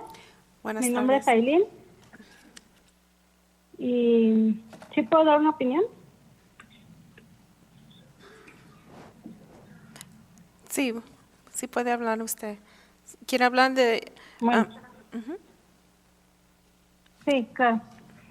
Mi nombre es Aileen y he tenido la oportunidad de ser voluntaria en varios centros comunitarios, y lo que yo he vivido, lo que he aprendido es que nuestra comunidad se ha visto desplazada por este tipo de proyectos, ¿verdad? Donde gastan mucho dinero, en donde estas personas están invirtiendo dinero para sacar solamente ganancias, para ellos mismos y no se dan cuenta del daño que le están haciendo a la comunidad.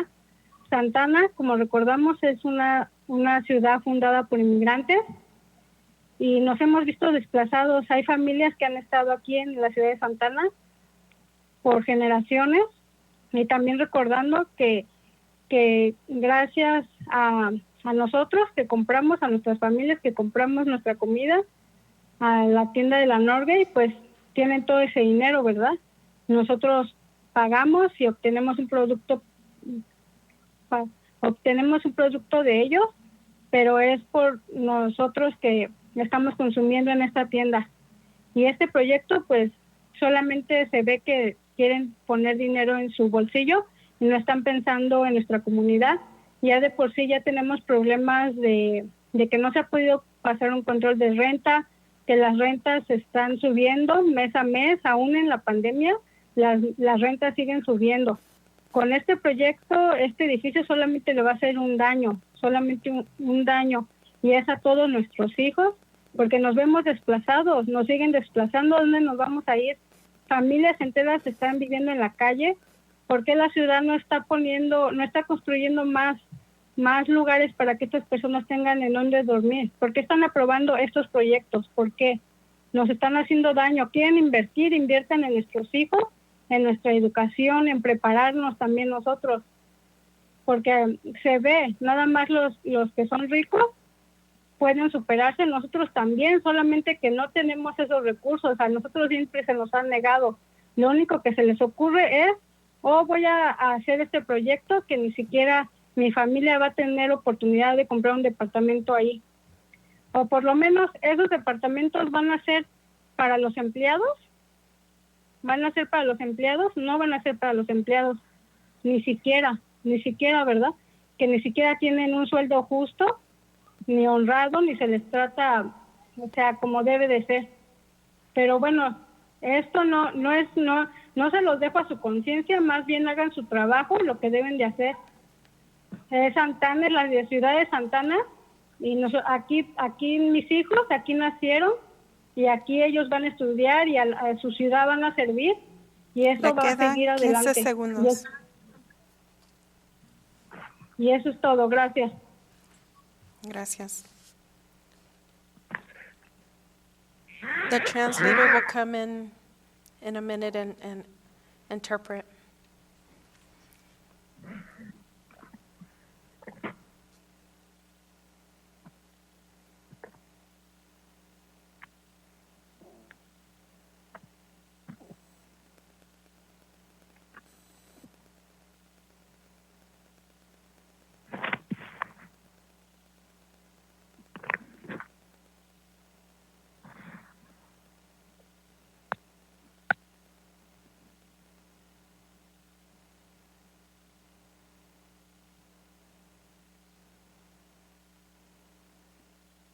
I've volunteered in Santa Ana for many years in community centers, and what I've learned about the community is that these kinds of projects are displacing us. The community is being displaced by these projects.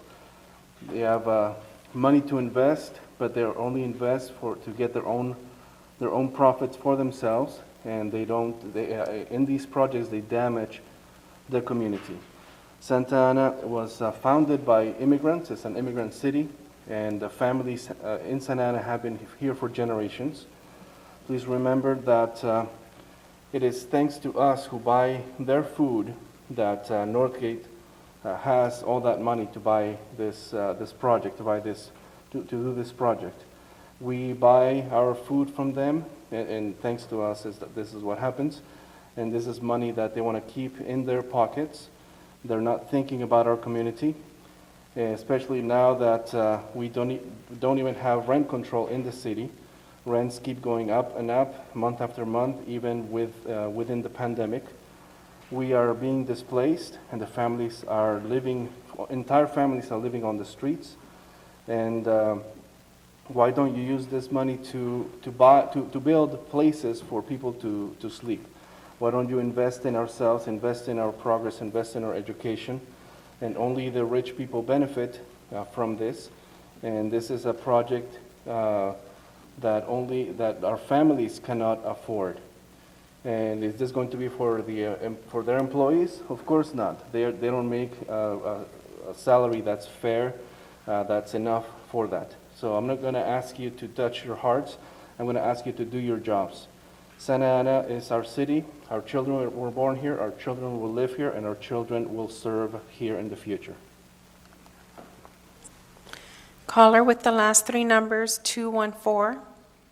Please dial *6 to unmute your call or select the microphone icon on your device.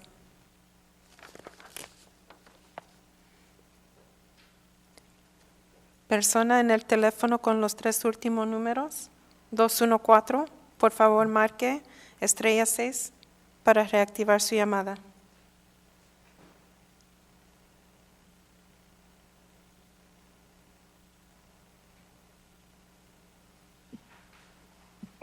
Hello? Hello, you may proceed. Can you hear me? Yes, we can hear you. Okay, so I can give my comment now? Is this for 75C on the 4th and Mortimer project? That's correct. The Norgate project, yes. Yes. You may- 75C. Yes, you may proceed. So hi, good evening, Council of Santana. My name is Alexis Teodoro, and I'm a Santa Ana resident. I'm also, I'm a product of the Santa Ana Unified School District, and I'm an aspiring business owner as well. So I understand what the business owners are saying about the project. However, as has been highlighted by residents and the Kennedy Commission, this project hasn't had a public meeting for years. And it's a little bit disrespectful that even though we have a sunshine ordinance, the spirit of the sunshine ordinance is not followed. And, we do live in participatory democracy here, or at least us residents make sure that you follow participatory democracy whenever these decisions are made in a not transparent way. The council should be responsible enough to recognize that while this is an investment opportunity for the city, it has not gone through the democratic, transparent processes that allows us residents to voice our opinion. And this vote should not go through today.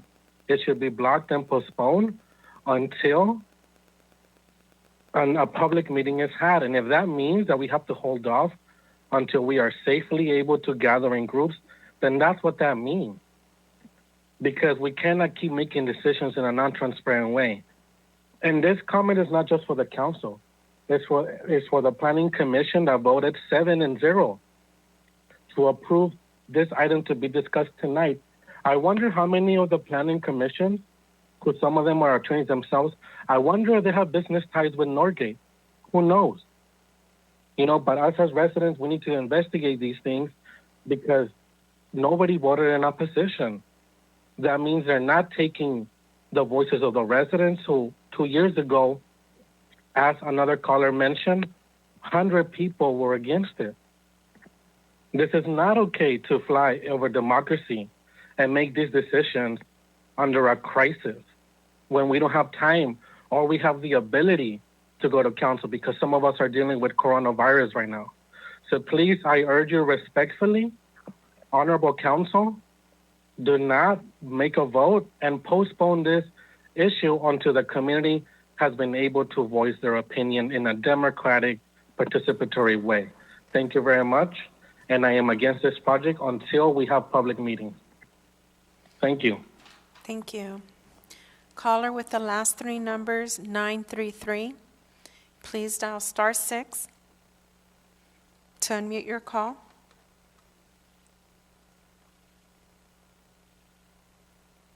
Or select the microphone icon to unmute your device. Persona en el teléfono con los tres últimos números, 933, por favor marque *6 para reactivar su llamada.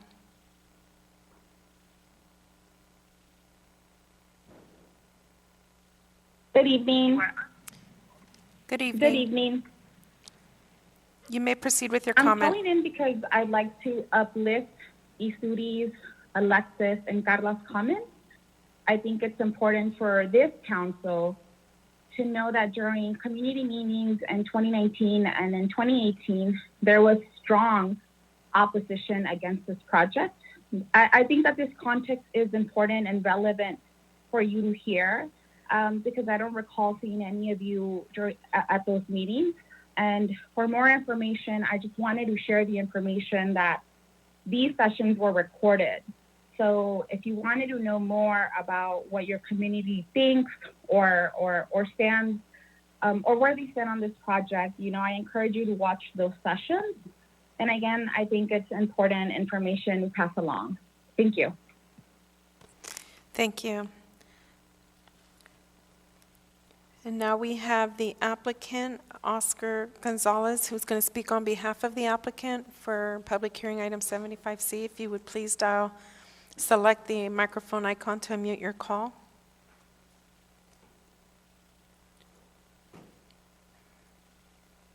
Good evening, Honorable Mayor Pulido, Honorable Mayor Pro Tem Villegas, and the honorable members of the City Council. My name is Oscar Gonzalez. Our family markets have been serving Santa Ana for 27 years. I personally have basically run, half my life have run grocery stores in the city of Santa Ana. And I do want to provide a little bit of context. In 1992, my family purchased both parcels, one that is vacant today, and second, the one where the market is. And originally, our idea was to open a large 40,000 square foot store. And unfortunately, back then, the approval was basically to open a smaller market. And I share this because our land our vacant lot there has been sitting vacant for 25 years. And so I want to provide that context as well. We are very appreciative to present our project tonight. And we also want to express our sincere thanks to the city staff for guiding this project. This has been a few years in the makings through multiple submissions and refinements to make really a top quality development. We're excited to continue with our investment in Santa Ana by bringing a quality multifamily mixed-use project to the downtown. The project is transit-oriented and is placing housing in the right place next to where the streetcar will run. I'll tell you, my family's committed to the city of Santa Ana. We have been for many, many years. We plan to own this project for a long, long time. And we are very committed to continue to enhance the community.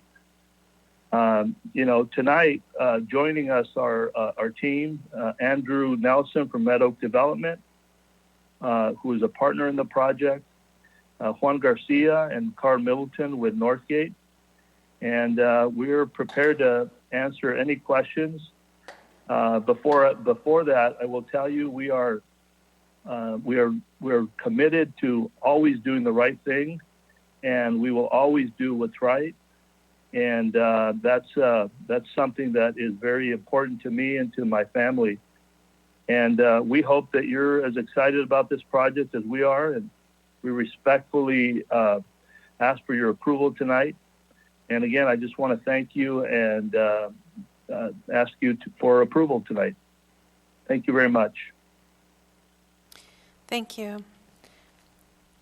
Caller with the Zoom webinar ID,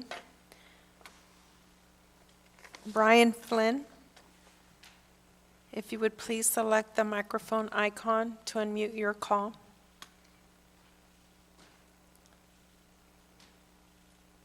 Can you hear me? Yes, we can hear you. You may proceed. Fantastic. Good evening. My name is Brian Flynn. I'm an attorney with Lozau Jury on behalf of the Appellant Supporters Alliance for Environmental Responsibility, or SAFER. In the short time I have, I want to highlight why SAFER believes this project should not be approved at this time and the appeal should be granted. First, CEQA does not allow an addendum to be used for this project.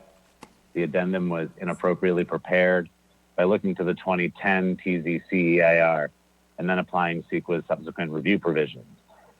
specifically Public Resources Code 21166. However, those subsequent review provisions are not applicable. The situation here is that the 2010 EIR is a self-described program level EIR for the whole TZC area, and the Fourth and Mortimer project is a specific project within that area. CEQA has specific procedures for such a situation that must be applied. Under these applicable procedures, an EIR or negative declaration is required if there are new impacts not covered by the previous EIR. Notably, these provisions make no mention of using an addendum because CEQA does not contemplate the use of an addendum in this situation. SAFER also submitted a comment from, excuse me, from a renowned air quality expert who found the project would have significant cancer risks due to indoor formaldehyde emissions. His conclusions are based on studies that were not available in 2010, and so those now constitute new information demonstrating a significant human health impact. Also, we believe the city failed to apply the affordable housing requirements of the Housing Opportunity Ordinance. The ordinance applies to residential projects that increase density above the density permitted by the general plan. Site B of this project is designated as urban neighborhood with a density allowed up to 50 dwelling units per acre. And the project is proposing to build 54 dwelling units per acre on Site B. And so because Site B exceeds that dwelling unit limit, then the ordinance applies and its inclusionary requirements apply to the project. So because the use of the addendum is inappropriate under CEQA, and because the inclusionary housing requirements must be applied to the project, we respectfully request the council grant the appeal and not make any further approvals for the project at this time. Thank you. Thank you. Mayor. Caller with the last three numbers, 196. Please dial *6 to unmute your call, or select the microphone icon to unmute your device.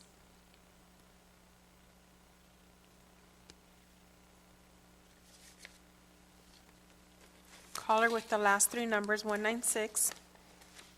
Please dial *6 to unmute your call, or select the microphone icon to unmute your device. Thank you. You may proceed to speak.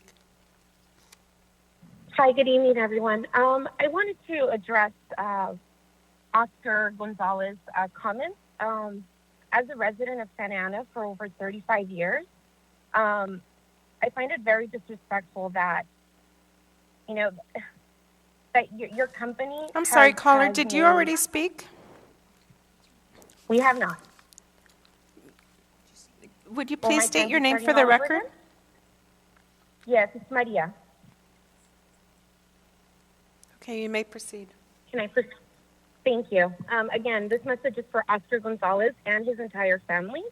I just want to make sure that it's noted and it's recorded that your 6 stores in the city of Santa Ana have thrived off of the working families and the customers that have made your stores here in the city. I find it very disrespectful that you assume that the development that will be built on these 2 blocks that your family owns is going to benefit the immediate community and not the developers or the business owners that have invested in our city that have pushed out many families. Ryan Chase is a disgrace to the downtown Santa Ana area along with the city. He doesn't live in Santa Ana, has been here for over 100 years with his family, and has continuously displaced a lot of our families.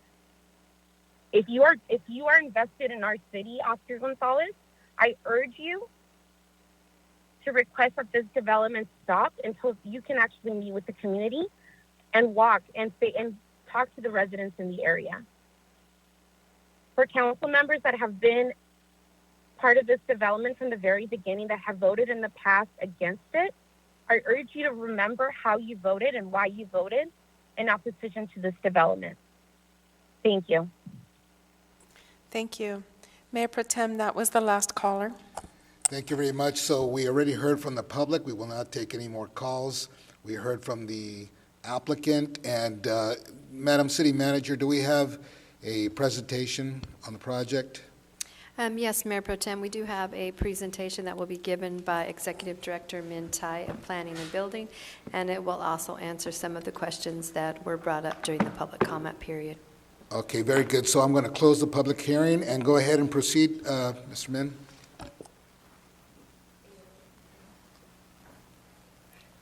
Good evening, Mayor and Mayor Pro Tem. This is an application that is pertaining to Appeal Application 2020-02, Addendum to Transit Zoning Code EIR, as well as Amendment Application 2020-04 for the 4th and Mortimer Street Mixed-Use Development Project.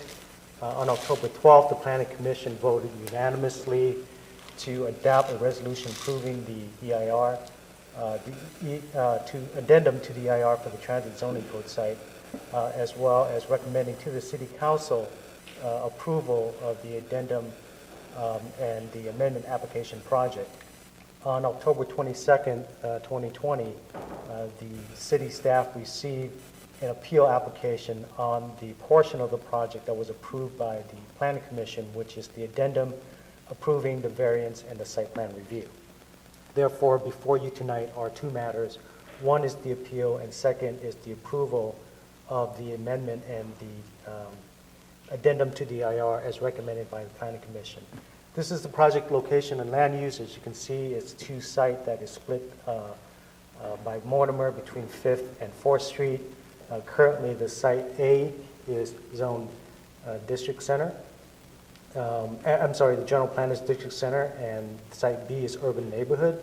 The zoning for the site is the Transit Zoning Code SD84 with the subzone of downtown for site A and UN2 for site B.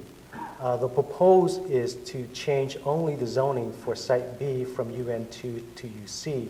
And the purpose of this zoning change is to allow for the development of a line block building, which allows the building to go all the way to the property line. And it's a building form rather than any other types of changes in terms of density. The site is surrounded by commercial and single-family residential to the north, south, and east, and commercial and the city parking structure to the west. This is a map showing the changes to the zone changes I mentioned, and again, you can see on the top right-hand there, which is the existing. Site 8 is not being changed. Site B is the one that's being proposed, and the bottom map there shows the changes to Site B going to, but there is no change in the general plan, as this is significant in terms of the discussion on the application of the WHO that was brought up by the applicant on the appeal, which I'll discuss later. Here is a site photo looking northeast of the project site from 4th Street, and I believe this is French. Both photos looking at the site with the existing market. This is a photo of the looking northeast at 4th and Mortimer. The existing auto repair shop that you see there will be continue to stay. It is not a part of the project. The bottom photo is a northwest view at 4th and Minter. The project briefly is to demolish the existing grocery market and the surface parking lot on site 8 and B, and to construct a new mixed-use project on both blocks consisting of a total of 169 residential units, 99 on site A, 70 on site B. The unit mix, as you can see, includes a variety of studios, 1-bedroom, 2, 3, and 4 bedrooms, with a significant number of 4-bedroom units, which are for family. Not very many projects of this size proposes that type of number of bedrooms, and we have worked with the applicant to really create a bedroom profile that would help to assist with family as well as different types of living arrangements. The project will provide approximately 11,000 square feet of commercial resale space on site on the ground floor. It will be primarily facing the 4th Street along the streetcar right-of-way. There will be 422 parking spaces, providing a ratio of 2.3 parking spaces per unit, which is higher than what the Transit Zoning Code required at a rate of 2.15.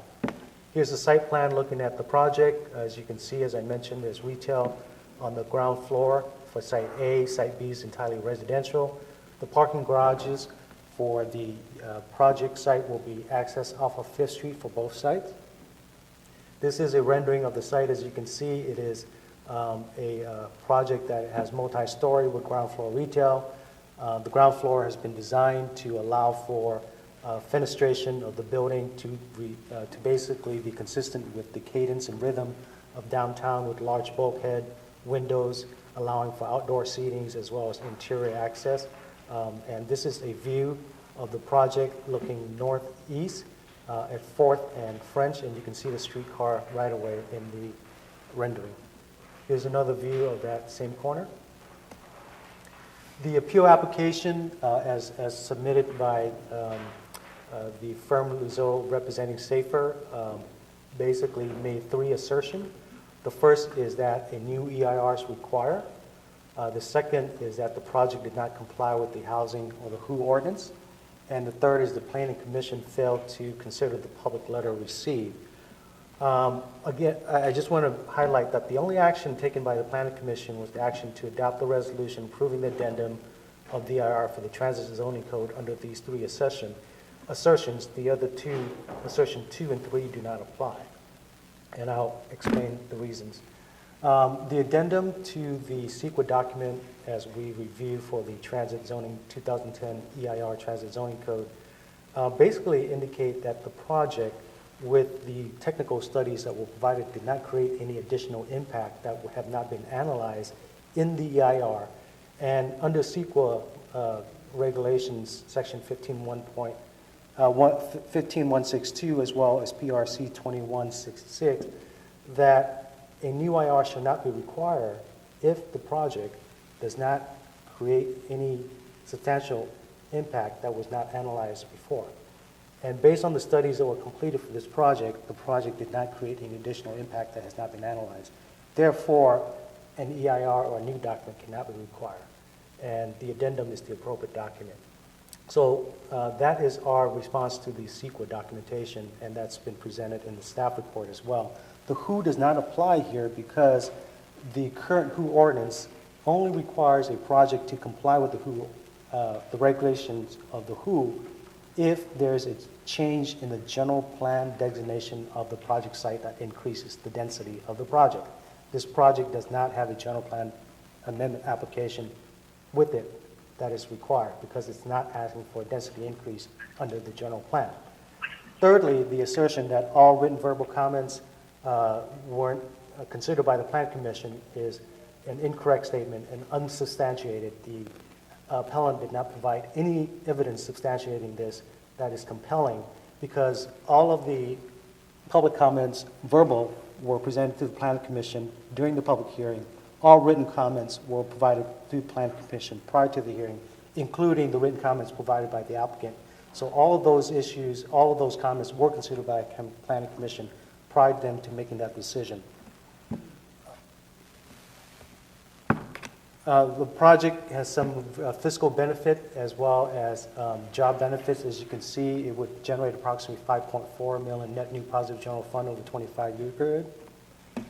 Therefore, based on those, the recommendation of the Plan Commission as well as the analysis that has been completed by staff, we recommend that you adopt the resolution denying the appeal application, adopt a resolution approving the addendum to the EIR for the Transit Zoning Code, and approving amendment application 2020-04, as well as adopting an ordinance approving amendment application 2020-04. That concludes staff's report.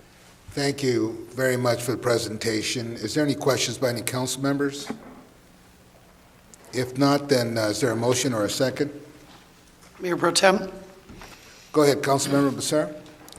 I first wanted to start off by thanking Mr. Tai for that explanation. I think that it was important for everybody to hear why this is in front of us and why staff is making the recommendation that they're making.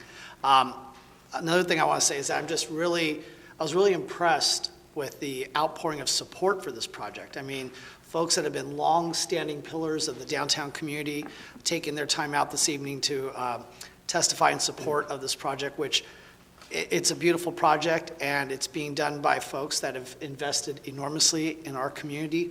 The Northgate folks, the Gonzalez's, have done a lot for our city, not just economically, but charitably and otherwise. So, but right now we're looking at a project and whether it makes sense in the downtown and at this location, and it absolutely does. And with that, Mayor Pro Tem, I'd like to go ahead and just go ahead and make a motion that we adopt the resolution denying the appeal, approve and adopt the addendum to the EIR for the Transit Zoning Code, and adopt the ordinance approving the zoning amendment. Thank you. With that, is there a second? Yes, Mr. Mayor Pro Tem, this is Councilmember Peñalosa. I would like to second. We have a first and a second. Is there any other comments from any council members? Mr. Mayor Pro Tem, I'd like to make some comments. Go ahead, Councilmember Solorio. Thank you. First, I want to thank Oscar Gonzalez for personally making this presentation to the council. I know early on in my current term back, they gave me an update, and I knew they were taking input because months later when they came back, they took into account, input that I gave and others. So I was appreciative, and it's a very worthy project today, and I'm going to be very proud to vote for it. To address some of the community questions, because yes, definitely, I heard a lot of the support, but I heard kind of just some criticality to it all and the city's direction. And I just wanted to make a few observations that at least are important to me as I think about this project as well. Number one, to continue to help with overall affordability in our city and the region and the state. Supply and demand is very important, and we've already on the affordable housing side in Santa Ana, I know during these past few years that I've been back on the council, we approved and have completed or under construction 1,500 affordable housing units. That's huge. And so now we do have, some more market rate type projects like this one, but I think it'll be helpful still overall.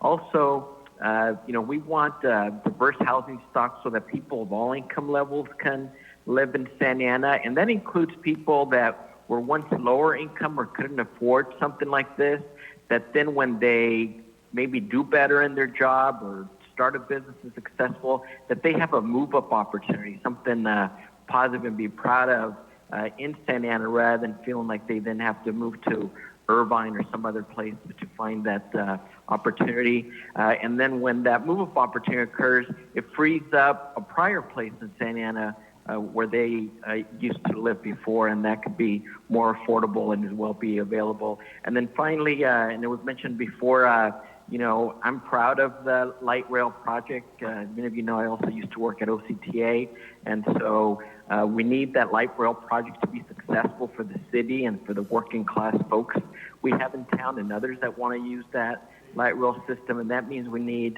nice developments that are going to attract additional folks to live there, shop there, and then use the light rail.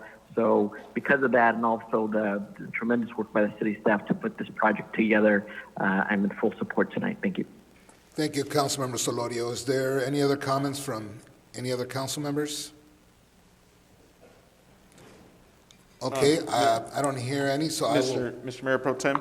Go ahead, Councilman Peñalosa. Really quick, I just wanted to give credit to the applicant. About a year ago, they reached out to me and they asked, since I do at the time represented the downtown district, and they asked what could we do, as this process, we're beginning this process as we're moving on. And I said, you need to do what I did to get in this office and knock on doors. And I sent them out there and they knocked on numerous doors surrounding the property, the residential, the single family homes, the businesses. And from what I believe, we received numerous letters of support from those properties immediately that go up against the property along Mortimer and 4th and 5th Street. So I just wanted to make it known to any future applicant that this is what you should do. You should knock on those doors wherever your property is and do the outreach yourself. Don't expect city staff, city staff should do it as well, but it would go a long ways if the applicant, does it and get ahead of themselves and do this outreach. So just wanted to thank them for doing that. Thank you very much. I want to thank all the council members for their comments, and I agree. I also want to thank everyone who called and participated in the meeting. And with that, Madam Clerk, can I get a roll call vote? Councilmember Becerra? Yes. Councilmember Mendoza, was that you? Yes, my vote is yes. Thank you. Thank you. Okay, very good. Councilmember Peñalosa? Yes. Councilmember Solorio? Yes. Mayor Pro Tem Vegas? Yes. Motion carries 5, 2 abstentions. Very good. 2 abstain. Okay, we're going to move on to the next item, Madam Clerk, which is Item 75D. 75D. Is are we going to? Is the mayor coming back and Councilmember Sarmiento? When I abstained, Mayor Pro Tem, I abstained on 2 items, so I'm going to abstain on this one as well. But I think Councilmember Sarmiento will return. Okay, very good. Yeah, he has joined us now. So item 75D, this is the time and place to open a public hearing. Environmental review, number 2018-83 General Plan Amendment, number 2020-04 the amendment application, number 2020-02 to facilitate the construction of an 8-unit condominium development at 301 and 305 North Mountain View Street. And do we have any callers on that item? I'm going to go ahead and open the public hearing. So do we have any callers, Madam Clerk? Thank you, Mayor Pro Tem. So we did not receive any written communications, and we have no callers on the lines waiting to speak on item 75D. Okay, very good. Does the council prefer to have will they wish to have a presentation on this, or fairly small project? I'd like to see the presentation. Let's see a presentation? Okay, go ahead, Mr. Tai. Thank you, Mayor Pro Tem.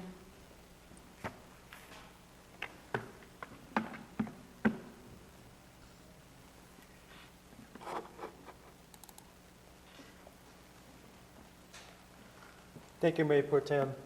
This item is on approval of an 8-unit condominium development project on Mountain View Street. The application is seeking approval for Environmental Review 2018-83, General Plan Amendment 2020-04, and Amendment Application Number 2020-02.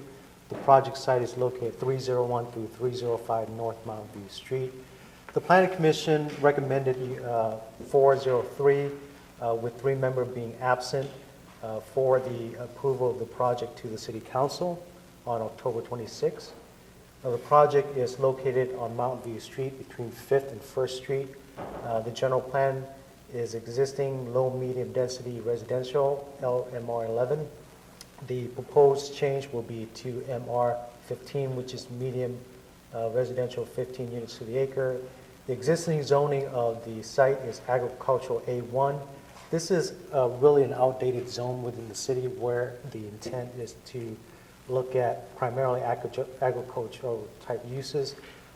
This, along with other properties throughout the city that are Zone A1, have really all been changed to residential uses or commercial office, and it is a zoning classification that is outdated. Therefore, they're proposing to change it to R2 residential. The site is surrounded by multifamily residential developed to the north, south, and east, and single-family residence to the west. The lot is about 32,000 square feet and is currently developed with 2 single-family residences.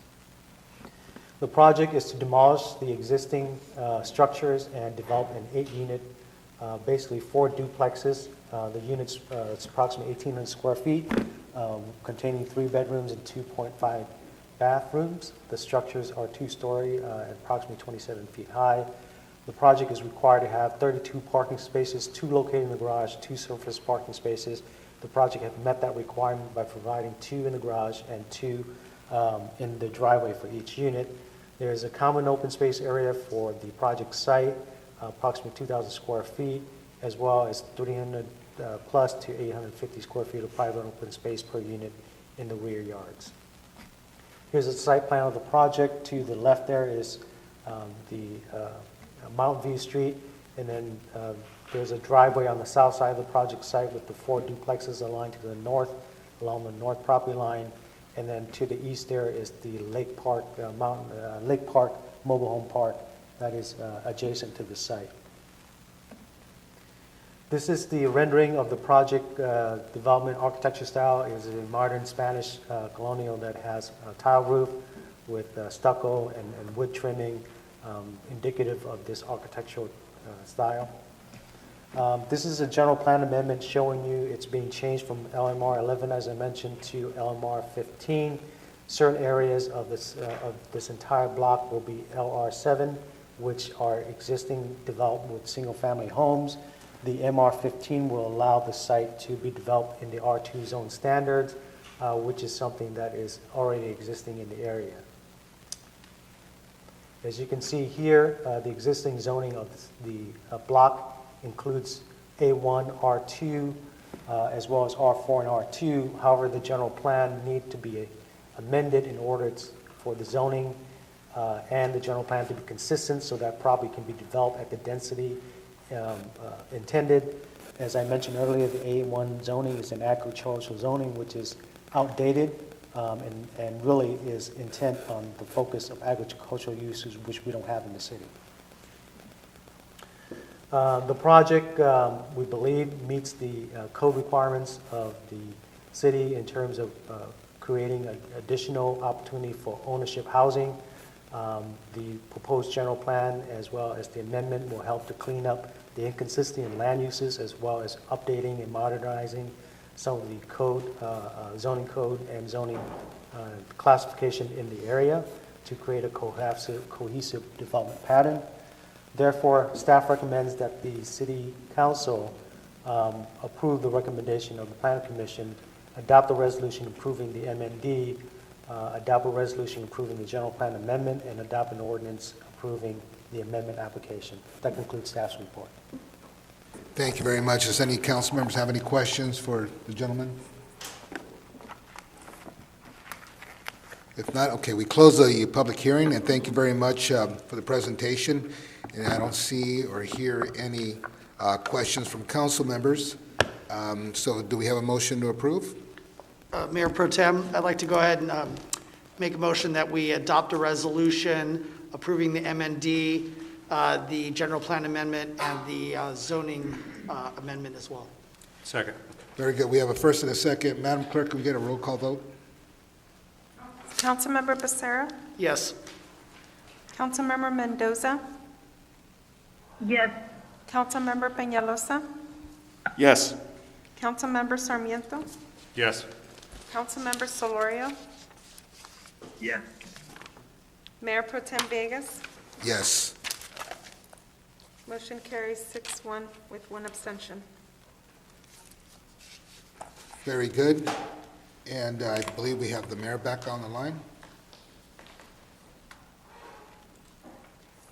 Yes, the mayor's online. Okay, very good. The next item, Madam Clerk, for the mayor. Mayor, we are on... I'm right here. Go ahead, please. Yes, we're on public hearing item 75E. Okay, let me go ahead and open up that public hearing. And first of all, let me ask staff if there's any presentation that you'd like to make, and then we'll hear from the public.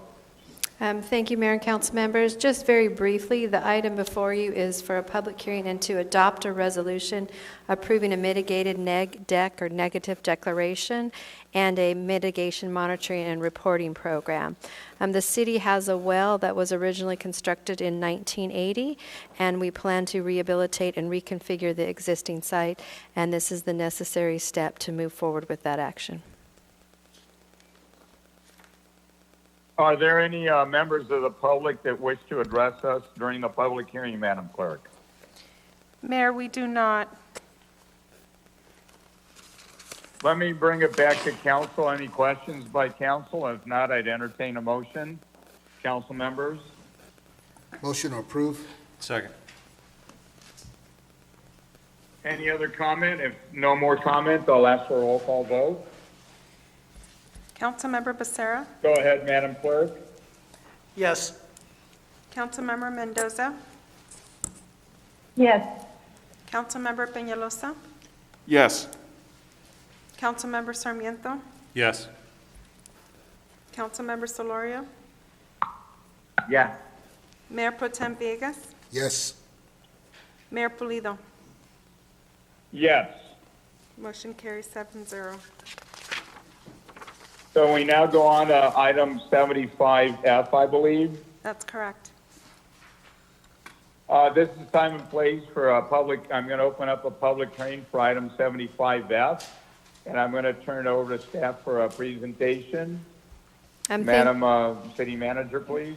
Thank you, Mayor. So the item before you is to adopt a resolution, which is the first step in declaring the public necessity for the condemnation of a portion of real property.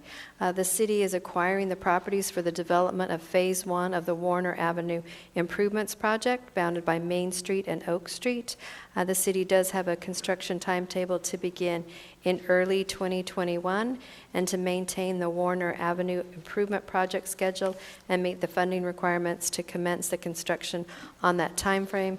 Staff is requesting adoption of the resolution of necessity. We do have staff also available if you have any questions on this item. Let's keep them available if we have questions. Madam Clerk, are there any comments from the public? Thank you, Mayor. So we only received one written communication from Wells Fargo, the property owner, in opposition to this item, and we have no callers who wants to speak on this item. Thank you. Council members, any thoughts, questions? If not, I would entertain a motion to approve. I'll make a motion to approve, Mr. Mayor. This is Councilmember Peñalosa. Thank you very much, Councilmember Peñalosa. Thank you for that. Is there a second to Peñalosa's motion, please? Second, Councilmember Mendoza. If there are no comments, I'll call for a roll call vote. Roll call vote, please. Councilmember Becerra, Yes.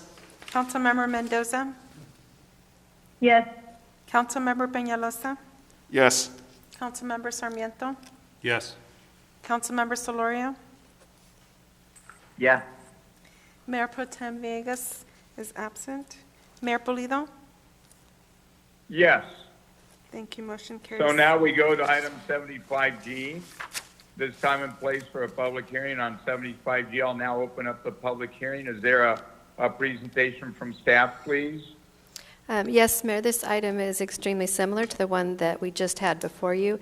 It is also to acquire a property to further the Warner Avenue improvements, and it's a public hearing to adopt the resolution to start the process to declare the public necessity and condemn the parcel to accommodate the Warner widening. Thank you for that. Madam Clerk, are there any members of the audience that wish to address us? Thank you, Mayor. We did receive one written communication from J Pacific International property owner indicating feasible alternative proposal, and we do not have any callers who wants to speak on this item. Thank you. If there are no questions by council members, I would entertain a motion. I'll make a motion to approve, Mr. Mayor. Thank you, Councilmember Peñalosa. Is there a second? Was the public hearing closed? Yes. Sorry, if it wasn't clear, it is closed. Got it. Is there a second to the motion? Second the motion. Thank you. Roll call vote, please. Councilmember Becerra, Yes. Councilmember Mendoza, Yes. Councilmember Peñalosa, Yes. Councilmember Sarmiento, Yes. Councilmember Solorio, Yes. Mayor Pro Tem Villegas, Yes. Mayor Pulido. Yes. Motion carries 7-0. I now want to direct our attention to the Housing Authority meeting. I'm going to call that body to order and ask the clerk to do a roll call vote. Roll call, please. Authority Member Becerra. Here. Authority Member Mendoza. Here. Authority Member Peñalosa. Here. Authority Member Sarmiento. Here. Authority Member Solorio. Yeah. Vice Chair Villegas. Here. Chair Pulido. I am here as well. I now would entertain a motion on items 1 through 3 on our consent calendar. Can I have such a motion? Motion to approve. Second. We have a motion by Mendoza, I believe a second by Mayor Pro Tem. Roll call, please, Madam Clerk. Authority Member Becerra. Yes. Authority Member Mendoza. Yes. Authority Member Peñalosa. Yes. Authority Member Sarmiento. Yes. Authority Member Solorio. Yeah. Vice Chair Villegas. Yes. Chair Pulido. Yes. Motion carries 7-0. And I want to direct our attention to business calendar item number 4. It's to approve an update to the Housing Choice Voucher Program and Administrative Plan. Do we have any presentation from staff? No presentation, but staff is available to answer any questions that you may have. Okay. Do we have any questions from members, authority members? If not, I'd like to see if there's a motion on the recommended action. I'll move the item. Second. Thank you. Is there a second? I'll second. So let's go ahead and do a roll call vote if there's no more discussion. Madam Clerk, please go ahead. Authority Member Becerra. Yes. Authority Member Mendoza. Yes. Authority Member Peñalosa. Yes. Authority Member Sarmiento. Yes. Authority Member Solorio. Yeah. Vice Chair Villegas. Yes. And Chair Pulido.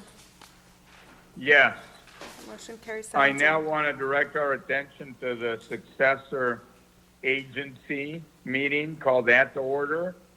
And I want the clerk to please do a roll call for the successor agency. Councilmember Becerra. Here. Councilmember Mendoza. Here. Councilmember Peñalosa. Here. Councilmember Sarmiento. Here. Councilmember Solorio. Yeah. Mayor Pro Tem Villegas. Present. Mayor Pulido. I'm here. I now want to see, are there any public comments for the successor agency, Madam Clerk? We do not have any, and we have no written communications. Okay. So then I would entertain a motion on items 1, 2, and 3. Actually, 2 is probably not even necessary because we have nobody absent, but I'd entertain a motion. So moved. Second. We have a motion by Mendoza, second by Becerra. Roll call vote, please, Madam Clerk. Councilmember Becerra. Yes. Councilmember Mendoza. Yes.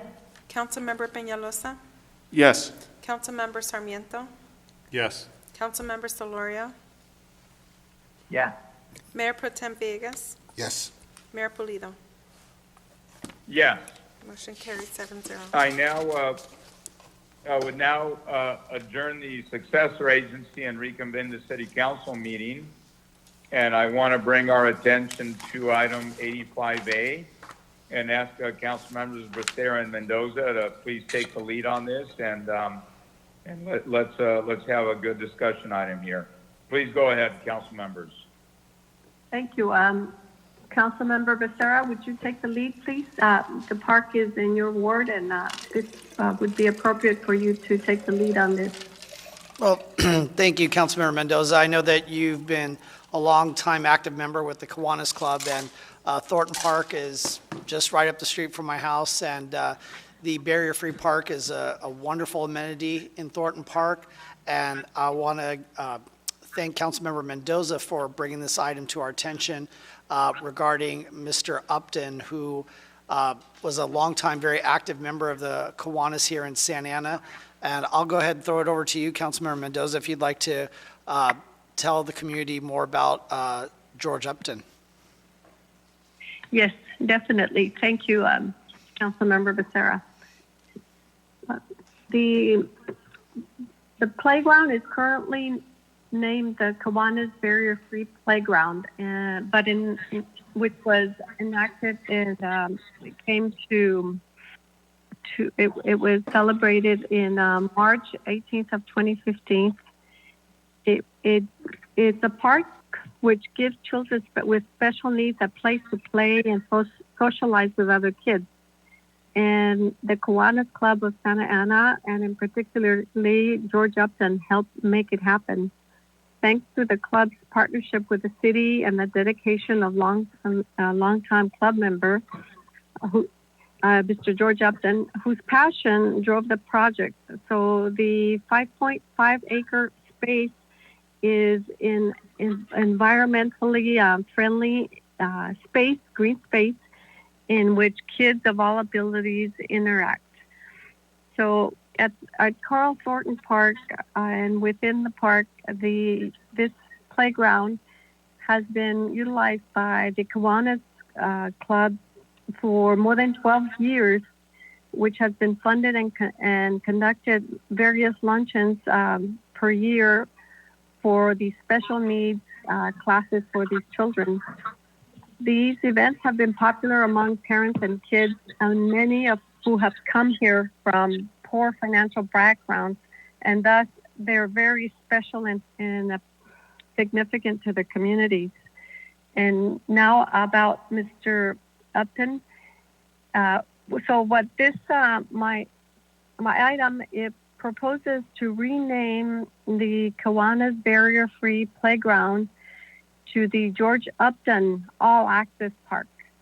And in doing so, we will be renaming this park and recognizing and identifying a person who has made an extraordinary donation of time, effort, and funds to promote the improvement of a public facility. Renaming the park to the George Upton Access Free Park, which is the name that recognizes that George Upton, who made significant contributions to the well-being of our city, its residents, children, and especially children with disabilities. George Upton was born in Tampa, Florida on October 15, 1920, and he passed away peacefully in his sleep on June 26, 2019, at the tender age of 98. He grew up in San Bernardino, California, joined the U.S. Navy during World War II. He fought in the Pacific and served bravely from 1942 to 1945. After the war, he worked for the airlines, and while on layover in New York in October of 1947, he met his dear Jean, the love of his life, and they were on a blind date. After getting married there in January of 1948, George and Jean moved to California and ultimately settled in the beautiful city of Santa Ana, where they raised their family. Mr. Upton worked in advertising, pharmaceutical sales, and management, and for the County of Orange. He retired in 1982, and in retirement, Mr. Upton found his passion for philanthropic work. He served as an elder and deacon for the First Presbyterian Church of Santa Ana. He was president of the Friends of the Santa Ana Public Library, and in his spare time, he taught boating and navigation courses at the Santa Ana College. So you can see how he's connected to our beautiful city.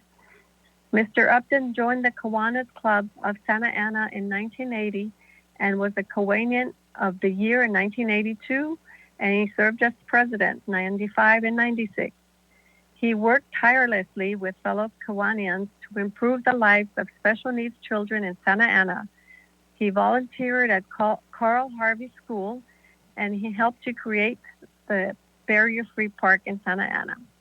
So annually, but temporarily on hold because of the COVID restrictions, the Kiwanis Club generally hosts the George Upton Picnic for Santa Ana children at the park. So we hope to resume that once we have the park renamed and the restrictions have been lifted. So I ask my fellow council people to please support me and Council Member Becerra in the renaming of the park to the George Upton All Access Park, and give him the honor that he deserves for all the wonderful philanthropic work he has done with the city of Santa Ana and its disabled children.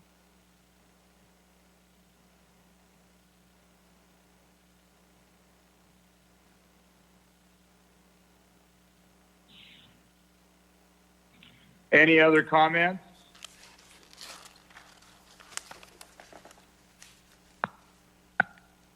Mr. Mayor, this is Yes, Council go ahead, Florida. please. I want to thank Councilmember Mendoza and Becerra for bringing this forward. I know Kiwanis has been thinking about this for some time and was working on signs, and I know we even had a nice cleanup day one with a lot of the Key Club student members from Santa Ana and the broader area. So it's a great project. It's been that for a long time, and renaming in honor of this gentleman is fantastic, and I want to lend my support behind the proposal. Thank you. Thank you for that. I echo those comments, by the way. Thank you to council members for bringing it forward. And I was there when we originally began that Barrier Park project, and I think this is an enhancement to it. Any additional comments from council members?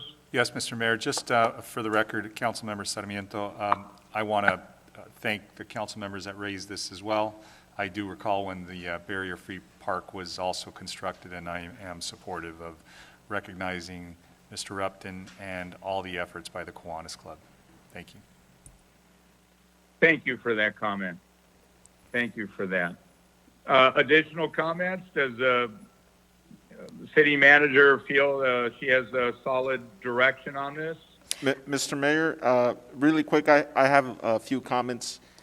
Just one, actually. Please, go ahead. Wanted to thank my colleagues for bringing this forward, but I also wanted to mention, see if we could maybe find a little bit of funds in the cannabis funds that maybe we could use towards give a little facelift to the playground, maybe a paint job or a good power wash. I know that last time I was there was during the COP Night Out event that they had there in that area, and I noticed that there was a lot of etched graffiti into the playground, and if we're gonna kind of like what we did with the skate park at Centennial Park, it was a nice sign with Pat McGuigan that we did.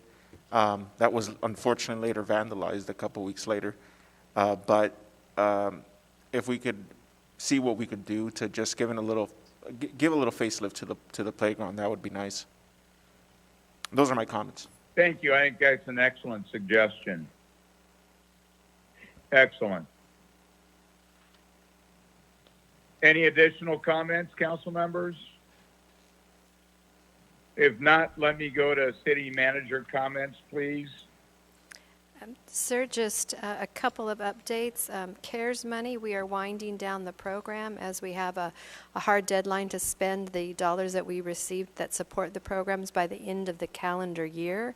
We are still receiving applications for financial assistance, so I strongly encourage residents and businesses to apply. We will be taking those until December 15th. December 20th will be the final day of our free COVID testing that's funded through this program, but we are looking for other ways to continue to provide testing to our community. And we ask everyone to follow the state health rules and wear masks to help reduce the positivity rate. And for members of the public who are concerned about residents and businesses that aren't following the state COVID guidelines, the city has launched the COVID Compliance Center, which people can call about about possible violations, and the number is 714-647-4747. Easy one to remember. And finally, the last item is just to announce that there will be the closure of Bristol Street at Santa Ana Boulevard. Our OC streetcar construction is progressing into a significant phase that will require the full closure of this intersection beginning Friday evening, December 4th, for approximately 1 week. The closure is necessary to construct the westbound tracks on Santa Ana Boulevard crossing Bristol. These rails run along the north edge of the Santa Ana Boulevard roadway. OCTA and the streetcar contractor Walsh have been preparing for this closure by placing advance warning signs advising motorists of the work. OCTA will coordinate announcing the closure and details on social media, on social media and all other available means. And the city staff is reviewing a daily work plan for the closure so that progress may be monitored and the reopening of Bristol occurs without any unnecessary delays. That's it. Thank you. Thank you for that. I now want to go to council member comments. Council member Sarah, please. Thank you, Mr. Mayor. I just want to, thank our staff for all the work that they've been doing this year. I do want to give a special praise and shout out to Nabil Saba because, I bug the heck out of Nabil for so many requests, and Nabil delivers like nobody can. So I want to thank you. And to folks that have reached out to me regarding trees, sidewalks, street repairs, I'll take as much credit as I can, but really the majority of that credit really truly deserves to go to Nabil. So Nabil, thank you and your staff for taking care of all that you do. Also, I wanted to bring up the program that the city is collaborating with the Santa Ana Unified School District on regarding students being able to check out books from our library using their student ID card. I think that's a fantastic idea, and any way that we can encourage use of our libraries from our local children would be fantastic. I would also like to remind our staff that we do have other districts in town, including on the west side, we have Garden Grove Unified School District. So I would ask our staff to look into possible collaboration with our friends over there at Garden Grove Unified. I think, primarily west of the river, we have a lot of students over there, and I would imagine that they would benefit from utilizing our library and its wonderful resources. And with that, I hope everybody had a safe and wonderful Thanksgiving, and that's all I have. Good night. Thank you for that. Good evening, and Councilor Mendoza, please. Thank you. I just also want to wish everyone a belated Thanksgiving, good wishes, and continue to be safe. Wear your masks, and we need to bring these numbers down and continue to do a good job for our residents. So I have some talking points from the sanitation water district, but I need a moment to find them. If you'll call on me again at the... Let me go to Councilor Peñalosa, and then I'll come back to you. Councilor Peñalosa, please. Thank you, Mr. Mayor. I just wanted to thank the city manager for bringing that closure of Bristol Street in Santa Ana to our attention earlier today and to the public. I want to encourage that our public works and our contractors and our inspectors are out there, looking at this work. I was on my way here tonight to the council chambers. I was driving north on Flower Street and took a ride on Santa Ana Boulevard, and that immediate right turn into Santa Ana Boulevard felt like I fell into a 10-foot dip. I know that the work, I can't express how terrible that work being done has been for our community and our residents in downtown. I know it's only temporary, but this temporary work and patch work should be done to a standard where we don't feel like we're driving, like we're going off-roading. And I know that this is still a year and a half, 2 years of construction that we're still going to deal with. So I would want to highly express and encourage our staff is on top of the work that OCTA is doing and making sure that we're holding them accountable with the work being done. And that it's because in no other city they would allow this to fly, and we shouldn't either. So with that said, I also want to thank our CARES team. I mean, I can't express enough how good of a job you guys are doing out there. I got tested at Thornton Park last week, and the line was insane. And I know that all our sites have been seeing, 2-hour waits, if anything, at these to get COVID testing. And whatever we could do, if we need to beef up,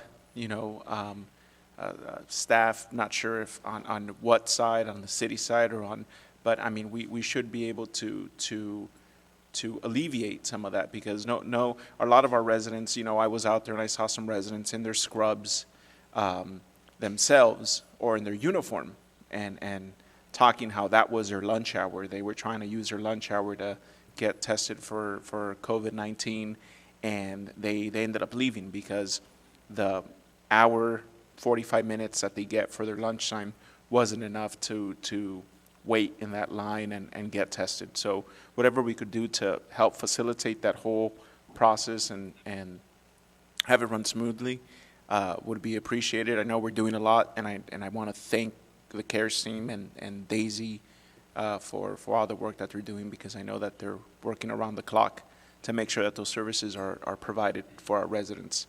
And with that, I want to say good night.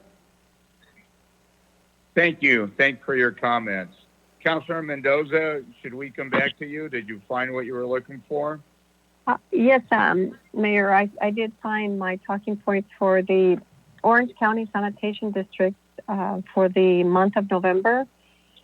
This month, the OC Sanitation District celebrated 13 outgoing board and alternate board members who collectively gave the Sanitation District over 120 years of institutional knowledge and experience. The departing board members were an integral part in helping the Sanitation Department become a worldwide leader in resource recovery. Their leadership and vision provided Orange County Sanitation District with the support necessary to accomplish efforts such as the groundwater replenishing system, the transfer of local sewers, relocation of the Sari line, a critical infrastructure project that carries brine and industrial wastewater from the Inland Empire to Orange County Sanitation District, and to so many others. The OCSD will now begin the onboarding process once the new members are appointed. And we also authorized a third party to provide the PFAS, which you probably may know that it means the per and polyfluoroalkyl substance.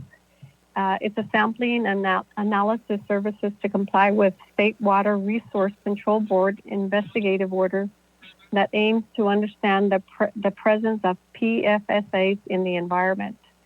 It's very important that Santa Ana get in on the clean water and continue to provide high quality water to its residents. And so this is one of the areas where the public may not realize why all of this going on. How does it affect our city?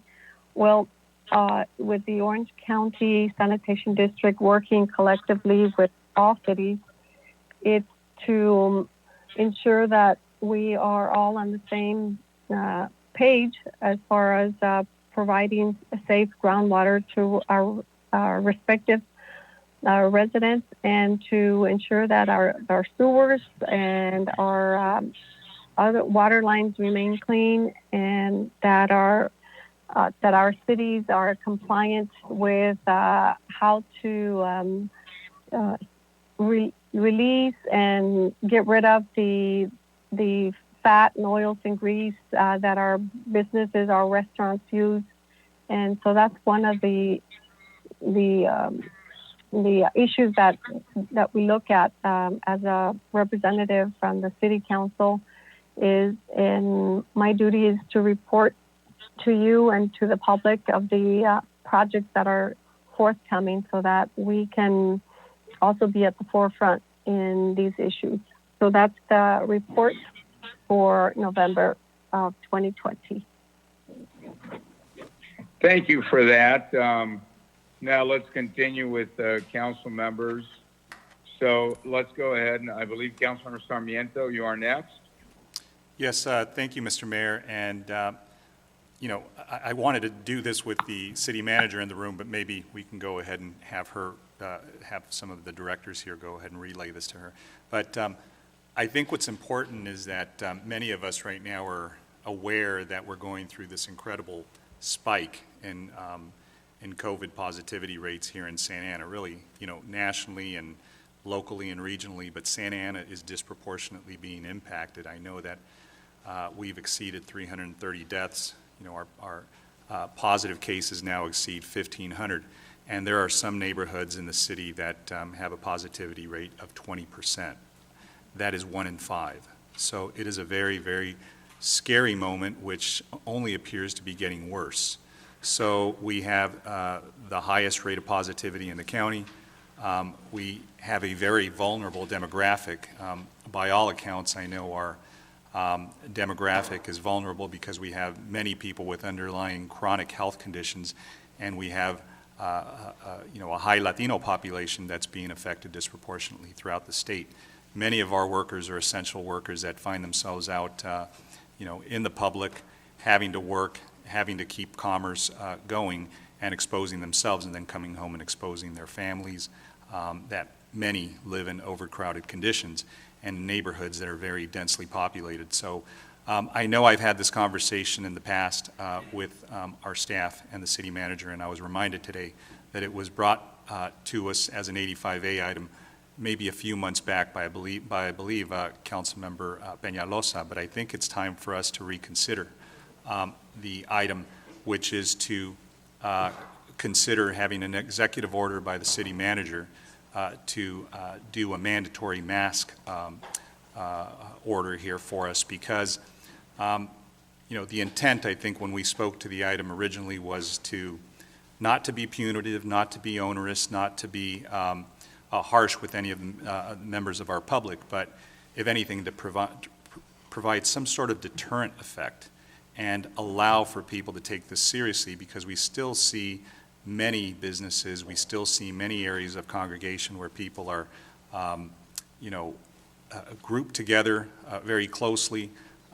They're spreading it amongst themselves, and we cannot open our businesses, nor can we send our kids to school if these conditions continue to be present. So for me, it is a matter of life and death. It is something that we have other communities in the county that don't have rates as high as ours that have already done this, including Costa Mesa, Anaheim, and Fullerton.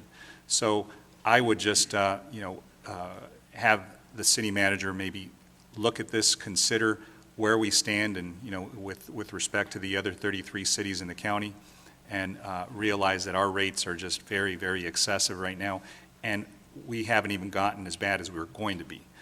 We all knew that there was going to be a surge in, you know, in the winter and in the season, but the holidays are really just making it much, much more acute. So to the extent that you consider that, Madam City Manager, you know, under your authority that you've been vested with by this council, I think that we need to look at that seriously.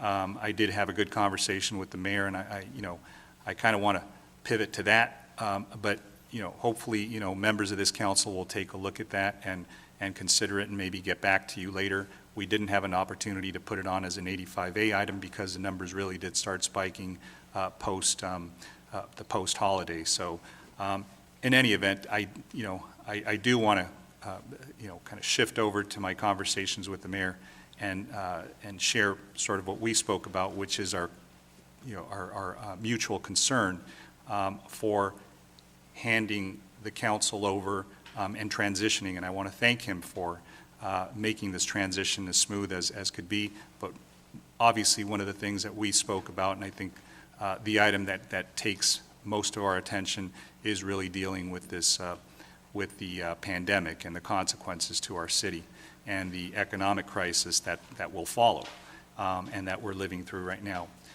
That being said, I know that this is, a pretty historic meeting, at least, in my books. This is the last full meeting that, the mayor will have chaired.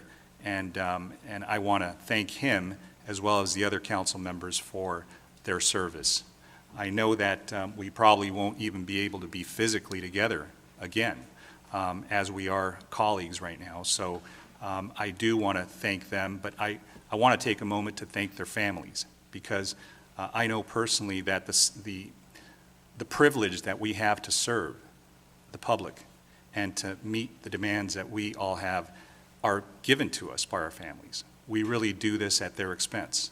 And they are the ones who sacrifice. They are the ones who put up with us during some very difficult moments. And they have a lot of, gratitude that we should bestow upon them. So, I want to thank the families of Mayor Pulido, Councilmember Solorio, and Mayor Pro Tem Villegas, because I think that all of us understand that we are forever connected by Santa Ana. And I think all of us have, do this because we love the city. We love trying to improve the condition of people's lives. And, we should never let that, get past us, because I know that there are moments when we've disagreed passionately. But I think one of the things that we can all agree on is that we do this because we have an incredible, deep concern with making sure that we do good work on behalf of the residents in Santa Ana that have given us and granted us this ability. So I just want to, take this moment, because I know the moments will be very fleeting in the next week or so, in the next few days or so, to just say thank you. And I think it's important that we all recognize that, whether it's, 4 years, whether it's 8 years, whether it's 26 years, the service is very, very profound and very deep. And as a resident, here, as a young man who came here as a recent arrival immigrant when I was a year old, I've known no other home but Santa Ana. And I've always thought that those who have held office, those who have run for office, that is a noble pursuit. And I will always think that. And I want to thank staff for making our job easier as well. But I just wanted to say that because I know that, again, moments will become shorter and shorter to be able to just appreciate one another. And given where we are in the shadow of this pandemic, life is very precious and life is very short.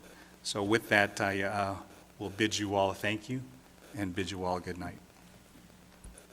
Thank you for those kind words, Councilmember. And I should say Mayor Sarmiento, because in a few days that will be your title, and I'm very proud of you. And I really look forward not only to a smooth transition, but I'll speak more in a minute, to continue to work together on behalf of the city. So let me go to Mayor Pro Tem Villegas, please. We miss Councilmember Solorio. Sorry, Councilmember Solorio. Sorry about that. Thank you. No, a big okay. faux no. Go ahead, please, Jose. Thank you, Mr. Mayor.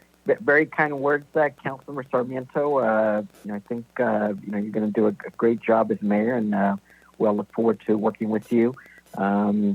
I know we'll continue to serve the city because we all love the city, and we talked about that. Mary like Sarmiento, so I'll still be here and cheer you on all as you guys do good things, which I know that you all will try to do great things for the people of the city. And also the COVID thing obviously is priority number one, and I want to thank staff for the excellent execution of this, kind of neighborhood-based outreach that we're doing and COVID testing. And I think the community's been responding well to that, and the time with the census was, fantastic. And so just keep pushing that out and, getting out as many of those dollars as possible before, the state of the feds want to stop letting us use those dollars. So good job on that. And, we'll continue to stay in touch, and good night, everybody. Thank you for that. Mayor Pro Tem Villegas, please. Thank you, Mr. Mayor. If you could give me a little bit of leeway, I want to take my time addressing the public. Take your time, as much time as you like. Go ahead. Thank you, sir. Addressing the public on my last 4 years. This is the last time I'll be able to make council member comments. And, to the residents of Santa Ana and to everyone who can hear my voice, it has been an honor and a pleasure to serve you. And this seat belongs to the public, and we don't own it. It belongs to the public, so we only serve in it. So it was definitely a distinct honor to be here and serve you. My whole life has been about public service, and from the time that I raised my hand to join the U.S. military and served in the United States Army as a combat medic, and then the time I raised my hand when I joined the Sheriff's Department 31 years ago, and then my third time when I raised my hand and was sworn in to the council, Santa Ana. So it's been an honor and a pleasure to serve as your council member, Mayor Pro Tem. In 4 years, I have never missed a meeting. I have never missed a council meeting. I'm also on the board of directors for OCFA. I've only missed 2 meetings. Not that I wanted to, but, I've only missed 2 meetings down there. And I take this position very seriously. I'm very loyal to the cause. I believe in the work. That's why I'm here. It's like being in uniform at the sheriff or at fire. We believe in the work, and I bring that with me to this position here.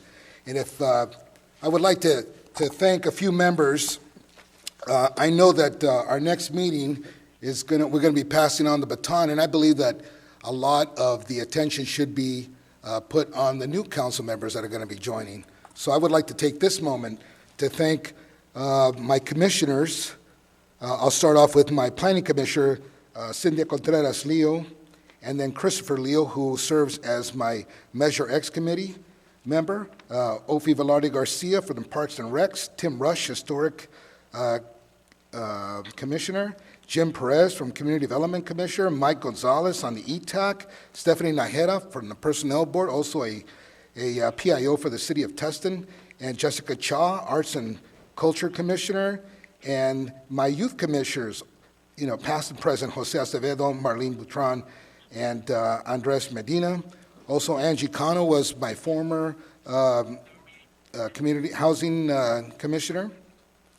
Also, I had the pleasure of working with Gerardo Moet, longtime employee here at the city, and Raul Godinez, former city manager, Maria Huizar, our clerk, Robert Cortez, our former deputy city manager. And then we have the current city manager's office staff.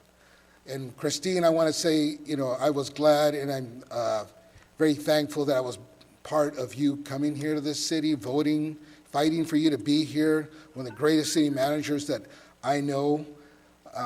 Sonia Carvalho, who I call Lady Justice, and your great staff, and some of the great lawyers that work in your office that I had the pleasure of working with, John Funk, Laura Rossini, Tamara Magosian. I also like to thank our clerk, Daisy Gomez, for all of her hard work. And we also have Norma, right there to your side, Miter, who I've known for a long time. And Stephen Mendoza also served as our assistant city manager, and Nabil Saba, Min Tai, Stephen Pham, Catherine Downs, Lisa Rudloff, Brian Sternberg, Jack Shula. And I also see Chief Valentine here in the audience, Chief Henry. It is my distinct honor to be serving by your side. Believe me, for me, the people in uniform, and it's a special place in my heart because I wear a uniform too. Got Sammy Soto in there, supervisor of OCFA, a dispatch, long-time, 30-year employee, correct? 30-year employee serving the residents of Orange County. It is just an honor to be with you. And, like I said, just to be here. When I first ran for office, I prayed and I asked God, if you allow me one term, I'll be happy. And he granted me that wish. So who am I to complain? This is great. I think it's great. And a couple of other folks, also, Yesenia Cruz, my executive assistant, my right hand, the one who kept me out of trouble, the one who helped me every day, and all of the great staff, Madam City Manager, all of your staff up there helping all of us to make sure that we do our work.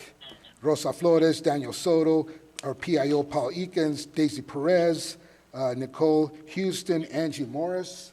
I also want to recognize Scott Kuttner for 30 years, and he'll be retiring, and Ron Ono, 51 years at the city of Santa Ana.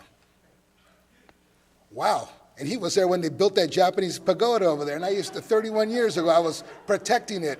I started in this civic center when they started with the sheriffs. So there's a lot of highlights. Going to Washington, D.C. 3 times to advocate for funds for our EOC, our Emergency Operations Center, for my Family Justice Center, for our Family Justice Center, I should say, and for the, meeting the COPS grants, going down there and just advocating for more funds, going to the senator's office, Feinstein and Harris, our Congress members, a few of them actually, visiting them. And I remember when I got here, I took 2 weeks off to be at City Hall and introduce myself to every city employee so I know who they were and thank them for their service. And I had an open doors policy, first one to institute that.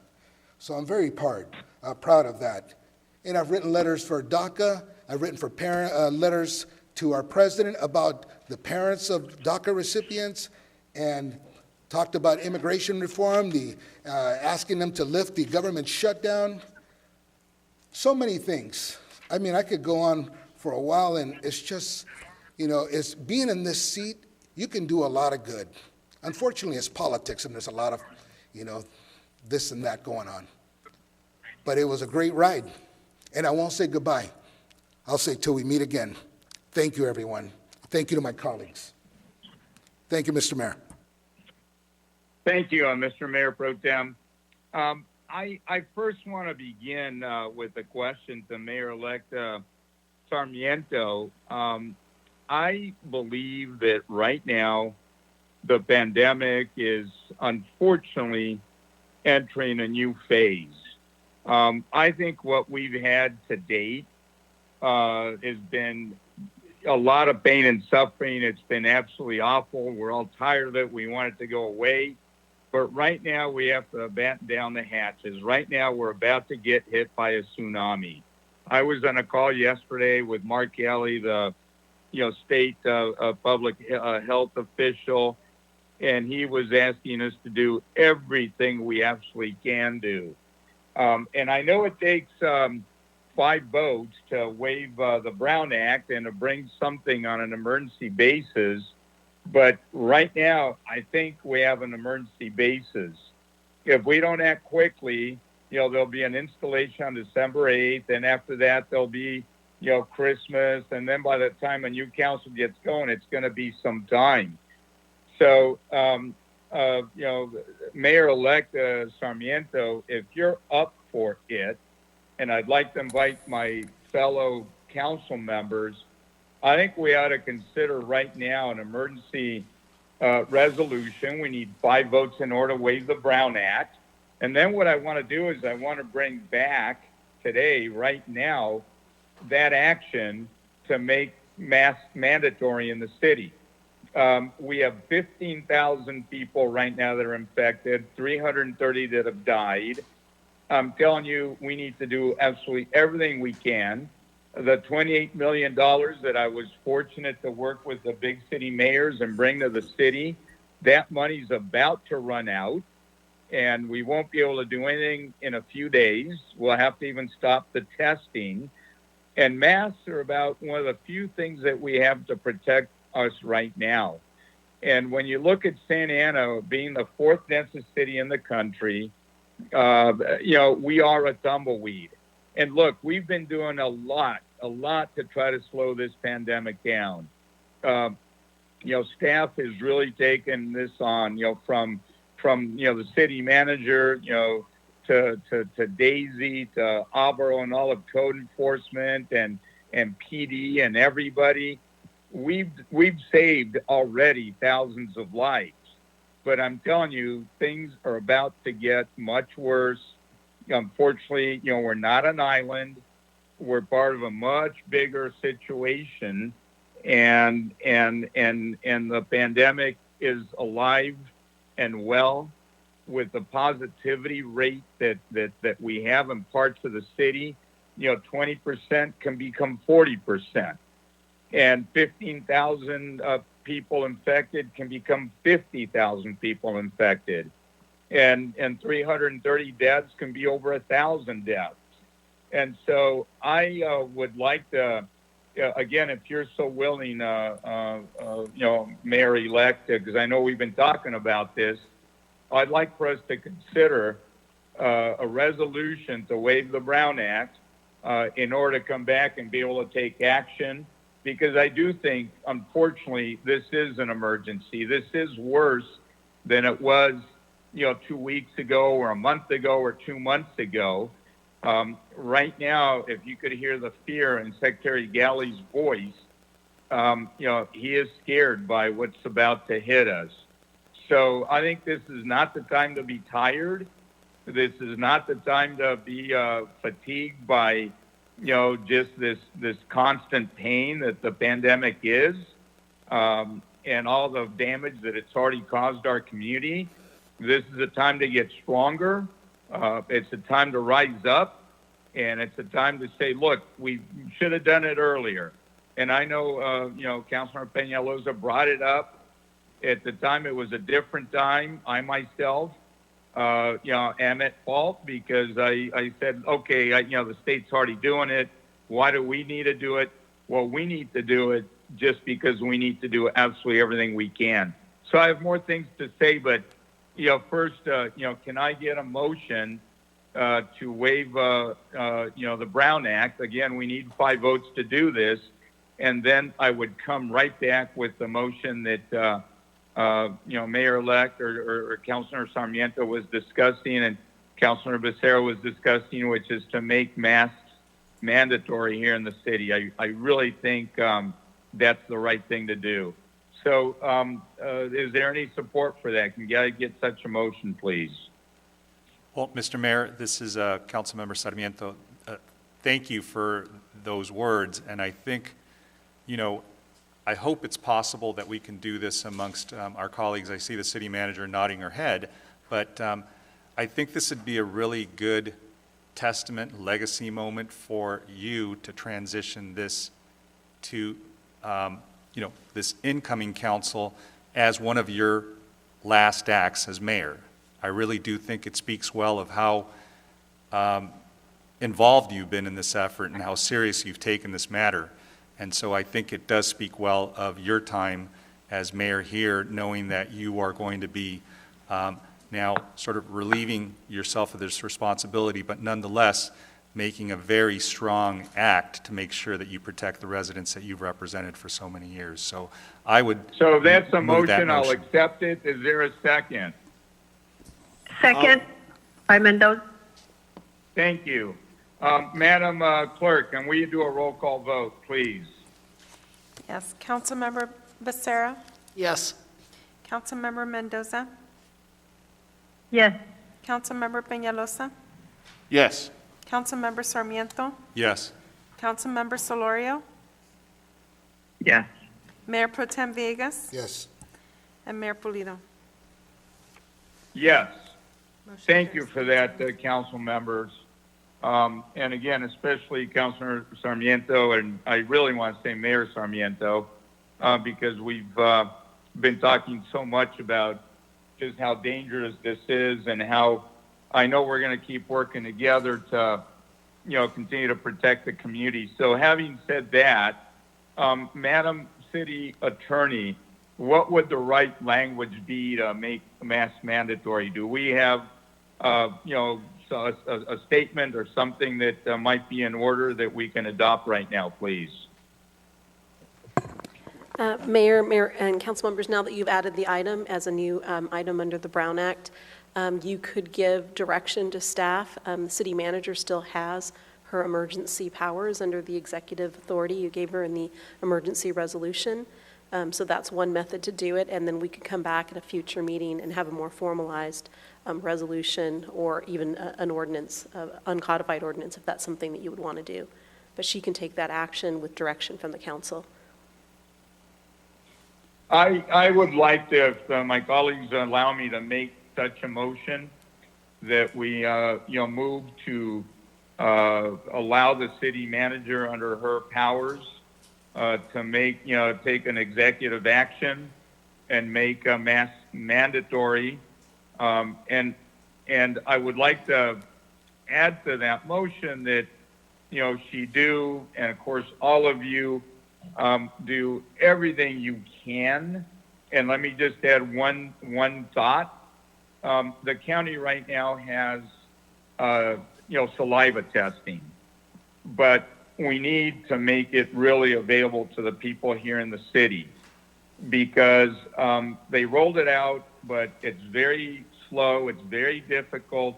We need to figure out how is it really going to help our citizens and our constituents, because I'm telling you, nobody's going to save us. We have to save ourselves. And this cloud is getting dark very fast. And the county does have resources, and we have to push them. So it's the mask, but it's also saliva testing, anything else we can do. But the executive order immediately is to bring the masks about. So with that, can I get a second to that motion, please? I'll second, Mr. Mayor. Thank you, Councilmember Becerra. And I'll say a few more thank yous here in a moment, but thank all of you for everything that you do, because I know this is not an easy job, especially when we have something like COVID around us.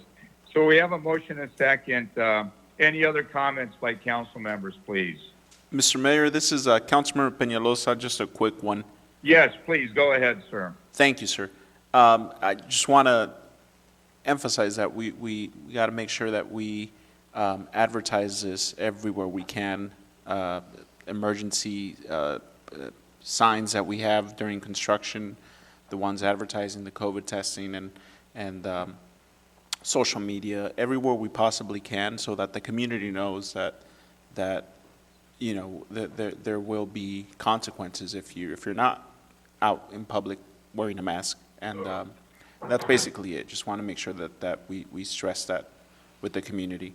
But again, thank you, by the way, and thank you for your work on the census. I know you worked very hard and kept putting the message out, and I believe you made a difference. I know we didn't count everybody who you wanted to, but I believe you made a difference, and here we have to do the same thing. We definitely have to push very hard to communicate to everybody. Other comments, council members, please? Seeing no other comments, let's have a roll call vote, if I may. Madam Clerk, roll call vote, please. Councilmember Becerra? Yes. Councilmember Mendoza? Yes. Councilmember Peñalosa? Yes. Councilmember Sarmiento? Yes. Councilmember Solorio? Yes. Mayor Pro Tem Villegas? Yes. And Mayor Pulido? Yes. Yes. Motion carries 7-0. Thank you for that. The other thing I want to say is that, look, the pandemic kind of is ruining a lot of things for a lot of us. For me, it's ruining, probably a big exit party with a whole lot of friends for, since 1988 when I came onto the city council. Actually, I'm wrong with that. It was 86, and I began serving right there December of 86 on 87. Anyways, it's been 34 years. There's just way too many people to thank, too many stories to tell.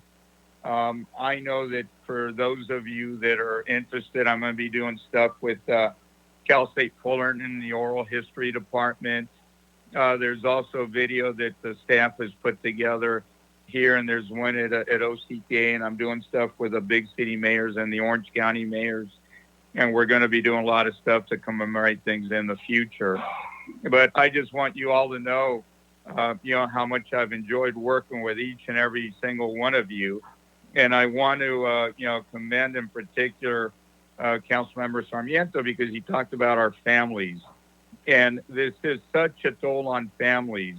Not only your spouses and your friends, but especially the children.